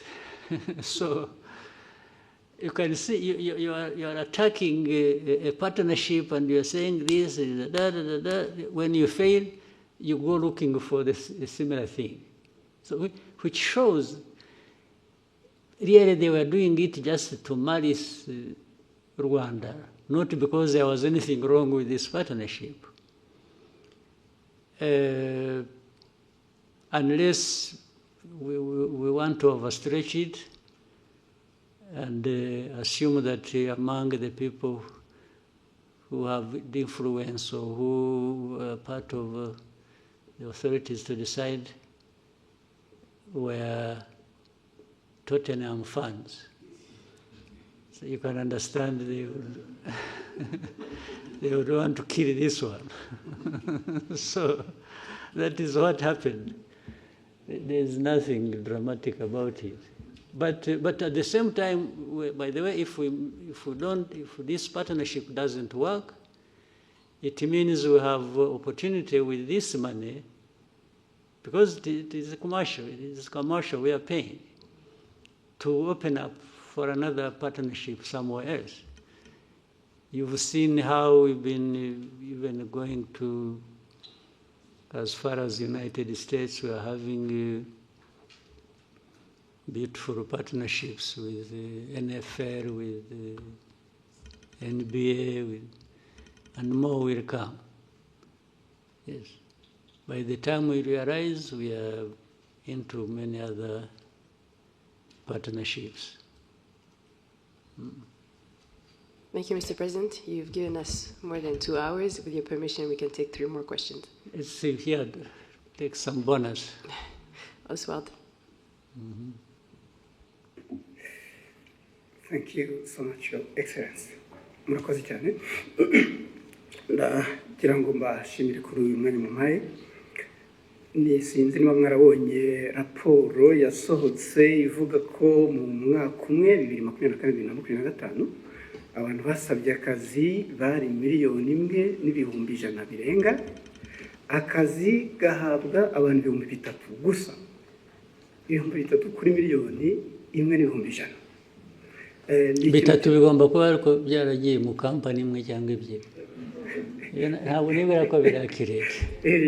Noneho mu mpamvu zimwe zibitera, inzego za leta zimwe zishyira ku isoko imirimo zigakoresha ibizami, abantu bagatsindira akazi ntibabashyire mu myanya.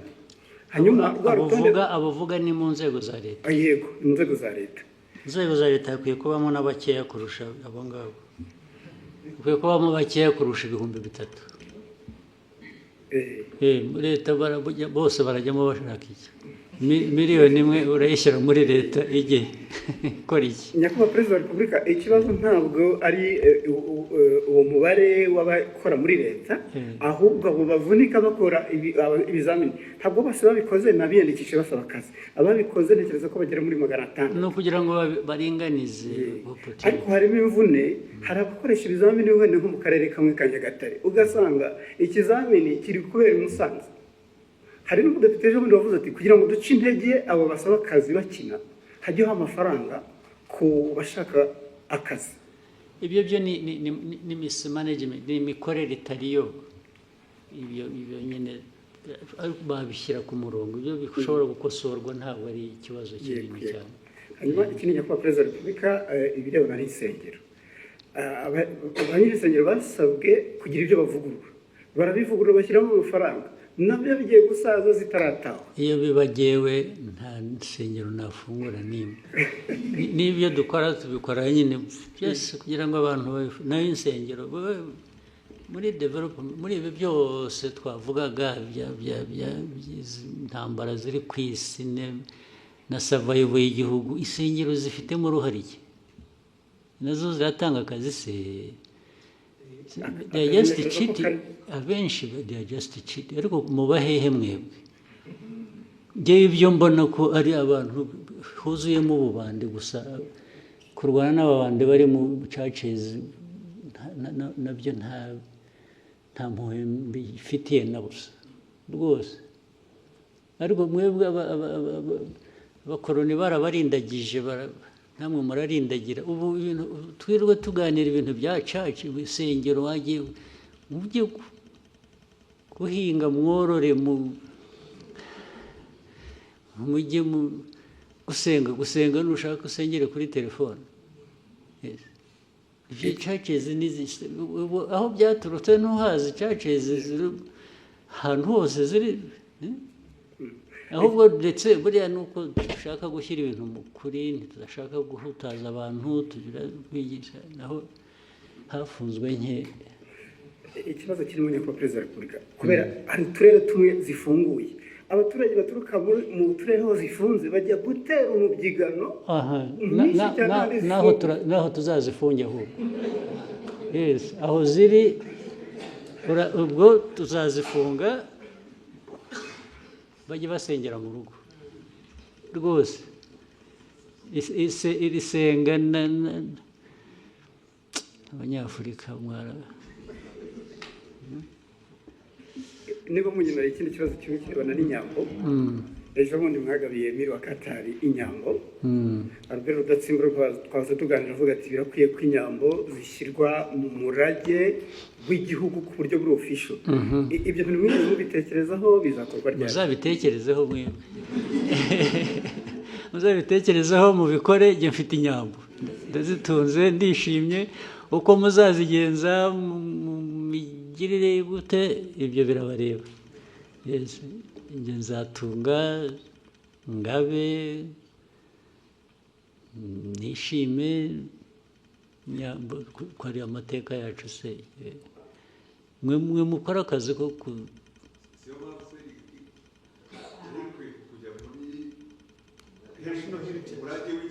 ibyo birabareba. Muzabishyiremo. Njyewe ntabwo ngiye kubishyiriramo kubera ko ndi umworozi. None se ntufite uko communicating na leta? Mwe muzabikurikirana ibyo birabareba. Marcosi, next, Bloomberg. Thank you, Mr. President. Ondiro Ganga with Bloomberg News. I just have a couple of things I'd like to hear from you. If we look at gold prices, they've hit an all-time high in the market. In the context of Rwanda, IMF projects that by the end of the year, gold is going to account for half of your export revenue, about $2 billion by the end of this year. But in the same breath, we have seen sanctions, particularly from the EU, on the country's main smelter, Kasabo, and some of its executives. So in lieu of the sanctions, what is Rwanda currently doing with its gold? And maybe if you can broaden out that conversation for me, what is the importance of gold in Rwanda's economy? And do you have specific plans to develop the gold industry? Thank you very much. Do you want to advise those who are applying sanctions? I'm saying, do you want people to add more sanctions to stop that, or what? No, I want to know if you're not selling it to the EU, because Rwanda also has a really big deal, about $900 million mineral deal with the EU. Yeah. So if they're off the table, if that is frozen, what is currently happening? There's nothing frozen. There's nothing frozen. You know what they sanctioned? They are individuals who led that refinery. But the refinery operates, right? So that I don't misquote you, Rwanda is still selling its gold to the EU. It's selling gold to the market. Whether EU, the Gulf region, or United States. I don't know whether I'm getting your question properly. But there is definitely gold. We have gold here, by the way. Do you know it? You know a place called Miove? You have heard? During the war of 1992-3, our soldiers who were operating in that region, Miove, there is a swamp, you know it? In Chumbi. Our fighters woke up and found some stones they didn't know flowing along the river, and they picked that stuff. And in fact, we sold it, sent it through to Uganda, sold it. It bought us, we were able to buy some meals for a week. Just from the gold we picked, the mining still goes on artisanal, and now they are doing deep exploration to see if there is gold in Nyamagabe area, near Nyungwe. A lot of gold comes from there, and so on and so on. Then more gold comes from, and gold has been coming through here or sold here from Congo as it goes through Burundi or goes through Uganda. So there's nothing particular about gold and Rwanda that people should blah, blah, blah about. Even the refinery, but you know the sanctions, if you followed, the sanctions, they sanctions 2 individuals. What does that have to do with gold?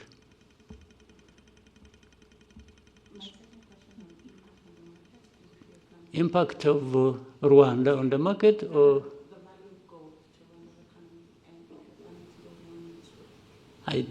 well, it must be there. I haven't calculated it, but the impact must be positive, must be there relative to the price of gold going up. I've been seeing it is now at around 4,000. Yes, 4,000 plus dollars per ounce, I think. That's huge. As you see it, you may end up, and it has nothing to do with Rwanda, you may end up having wars around gold, those who need it and those who produce it in the world.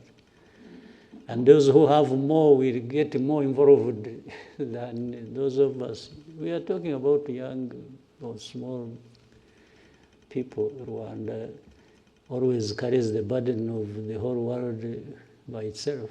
You know, there are people doing everything, even in a worse form than probably we're accused of, but they prefer to point at Rwanda for everything. Can you imagine Rwanda being a point of reference to do with this global network of gold trade? You get it clearly that it is politics, it is geopolitics, it is some nastiness that goes on every day. Otherwise, how does Rwanda really surface in all this? Thank you, Mr. President. We'll Someone else want yes, to? one last question from Jackie. Thank you very much. Your Excellency, my name is Jackie Lumbasi. I host the Real Talk on RTV. And Your Excellency, what I do on this program is try to bring out the person behind the title. There's a former Prime Minister who was once asked what was the toughest part about his job, and he said the toughest part of his job was parenting his son. And to someone else who would think when you're a president or you're a prime minister, that should be the hardest job. I would love to hear from you as a parent. So in this case, putting aside the president, and I would love to talk to PK, the father, the grandfather. If you've ever had to struggle with anything as a parent, what would that be? And then with the grandchildren growing, I wonder if you're picking them from school, or dropping them there. What have they done lately that got you smiling? Some of the images that I've seen online of you, the most beautiful images are those of you around your family. So clearly, the family means a lot to you. And so as you also talk to Rwanda's young people about preserving what we have built as a country, protecting what we have, someone could think maybe you're not talking to your children as well. They could try to put them on the side. As you watch your granddaughters grow and the many other grandchildren that will come, how would you like them to view Rwanda's transformational journey and the role that their grandfather has played? Thank you, Your Excellency. That sounds like a long story to tell. But, well, thank you to in any case, bring it up and reference that. My family, whether immediate or the generations springing from that. First and foremost, the central part of me and what I do and how I do it, but above all, I enjoy it. I enjoy family. I don't find any problems except running around with children so they don't break their legs or fingers or something, but it's all enjoyable, 100%. But in doing that, you want your own children or those from them, as they grow up, to just be decent people in their lives.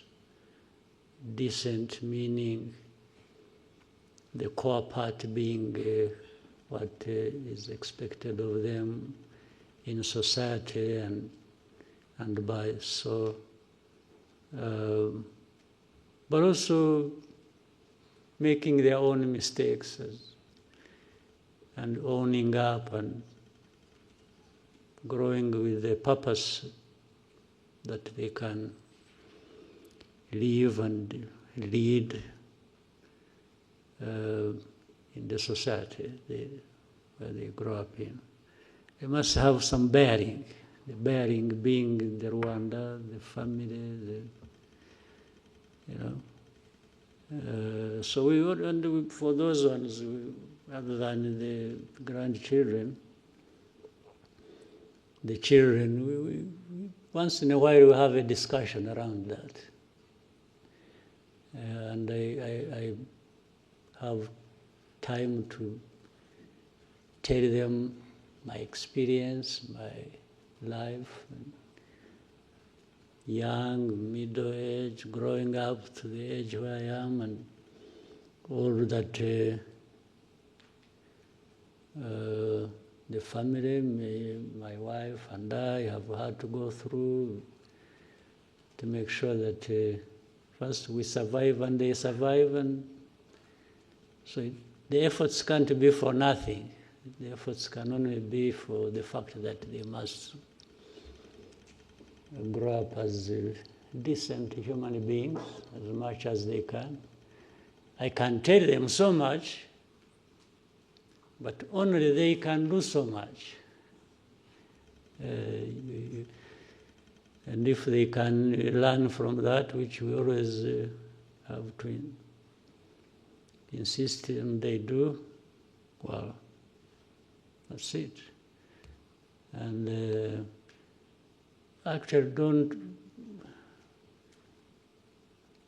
the issue of them growing up as president's son or daughter or grandchildren does not feature much. We try to remove that from the conversation as much as we can. They just have to grow up as decent human beings. If they become presidents themselves or become whatever they want to become or become nothing, that's up to them. They know how to live with it. Yeah, so, but it forms a big, big part of my life, and it feeds into the energy to do what I can do, and without a doubt. Someone, another person maybe? Thank you, Mr. President. These two, now there are four. Some of them are raising for the second time. No, not for the second time, no. Yes, we can go to Jadot. Murakoze nyakubahwa Perezida wa Repubulika. Biriya abantu mwagarutseho nyakubahwa Perezida wa Repubulika muri iyi minsi, ahubwo nyuma ya COVID biragaragara ko intambara zishingiye ku kwigwizaho imitungo zongeye kuba nyinshi.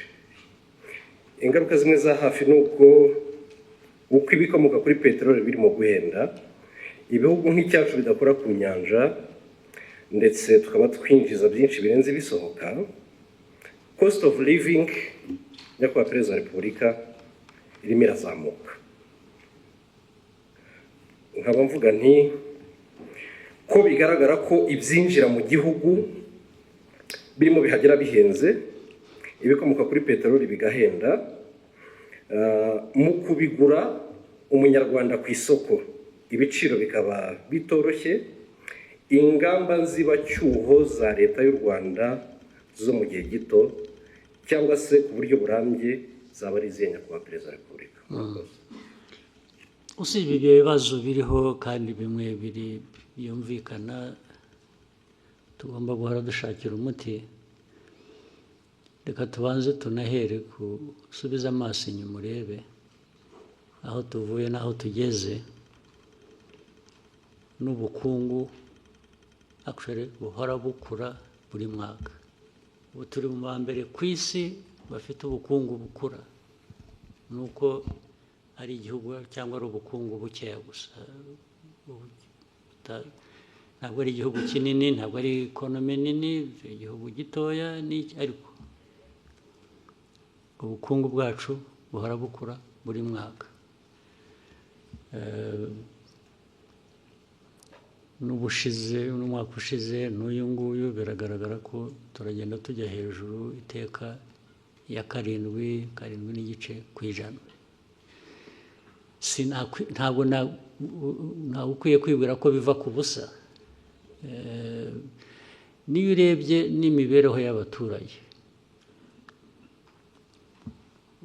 mu myaka 20 ishize yakomeje irushaho, abaturage umubare wabo uriyongera, ariko n'imibereho yabo igenda yiyongera, byaba buhoro gato, byabaho byihuta, ariko biriyongera, ntabwo bisubira inyuma.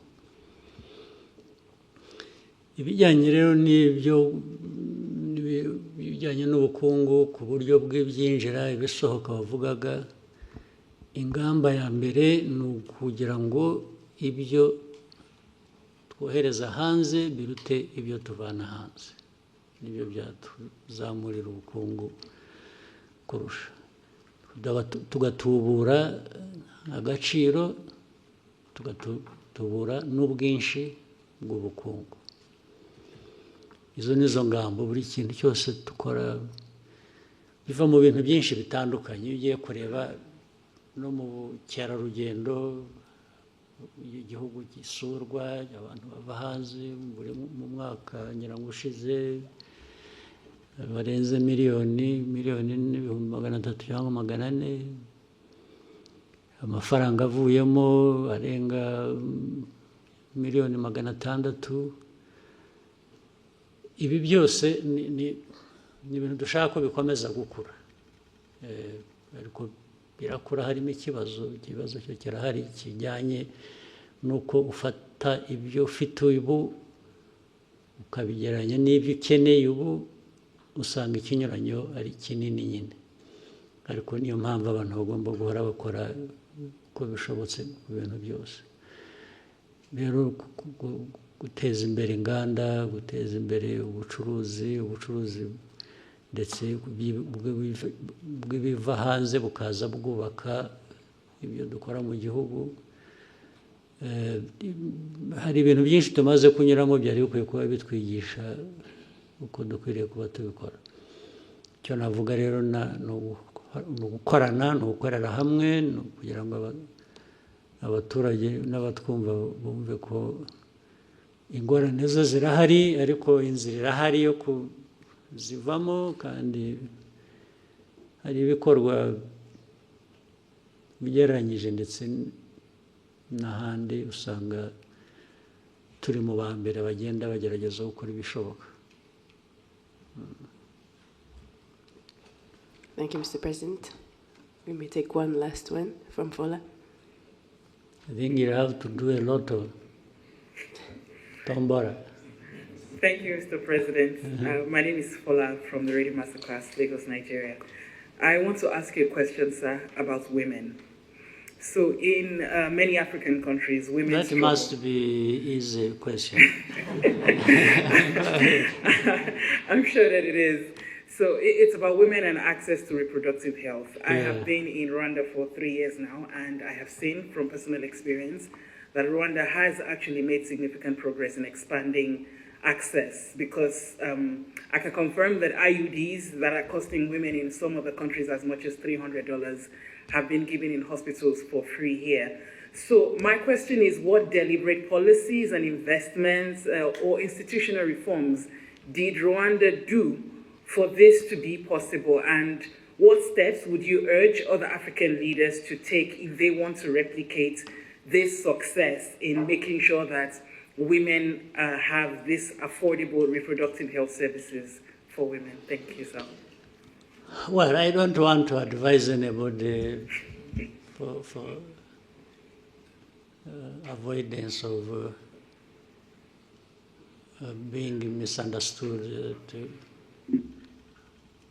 But the first thing is for people to have in their minds, one, importance of women as a big part of their society, their population, and make sure that you look at the whole population and you look at the different categories of that population, where it is the young people, it's the women, it's men, that is the starting point. And as long as you put, in some cases you may look at the population, you say, oh, you want your population to be this, to do this, but at the same time you are just doing the ordinary thing, and in most cases you are just thinking about men, because they are the ones who are even at the top there thinking and doing things, as in some cases, due to the imbalance we have had in our politics and society. But if you think of women and their specific needs, but also build their involvement around that, you will get the rest right. And therefore, in thinking about good health for your population, you must be seeing certain things that affect different groups. As I said, children, they have different needs in society when it comes to their health. Then we can say men, but particularly women in this case, and so on and so forth, so that you go fixing. But you are here looking at them under health, but the society that you are managing and that you have to do the best for. This is where it starts from. If you don't start from here, the rest goes wrong. Yes, and so for those who would want to share anything with us, and some of the things we do, we've learned from other people as well, from different places, about different aspects. We learn very quickly from other people, and then, so that is, there's nothing so much technical about it in isolation. It is just thinking about health, thinking about your people, thinking about women, and as you think about the rest, the children and the rest, and then you go into these categories and say, what are the specific needs? So under that umbrella and the budget and so on, you break down and create resources for each aspect. That's all you do. But that's the starting point. The rest is to be practical. How do you become practical about doing it and just stop saying it or having information and knowledge about it? Thank you, Mr. President. Was there someone who really, how urgent is it? I think we can start with them at the next press conference, the ones I have not asked. Who is this? Okay, let's hear from...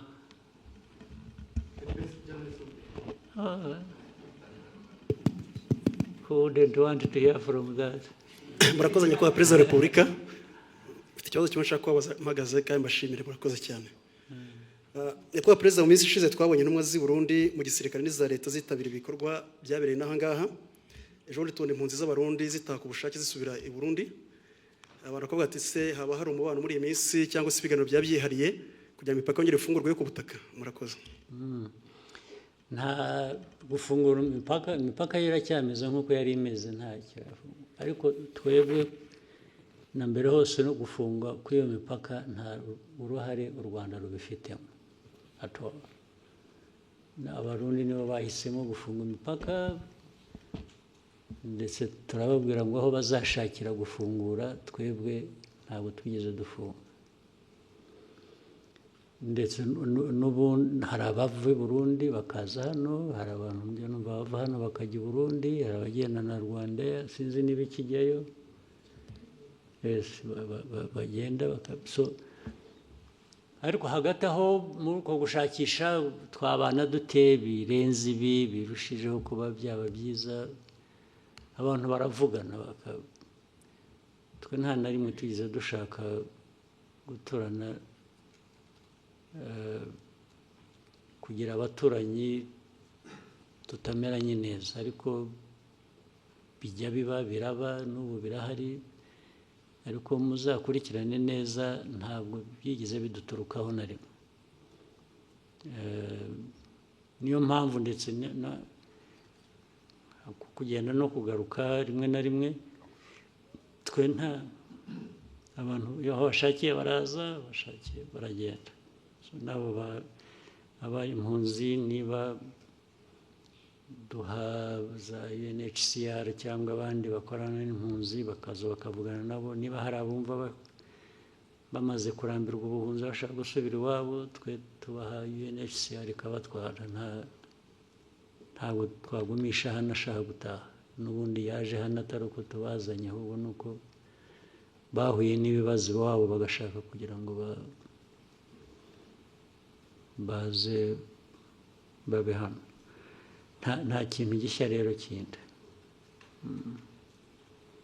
All right. Thank you, Mr. President. Thank you very much.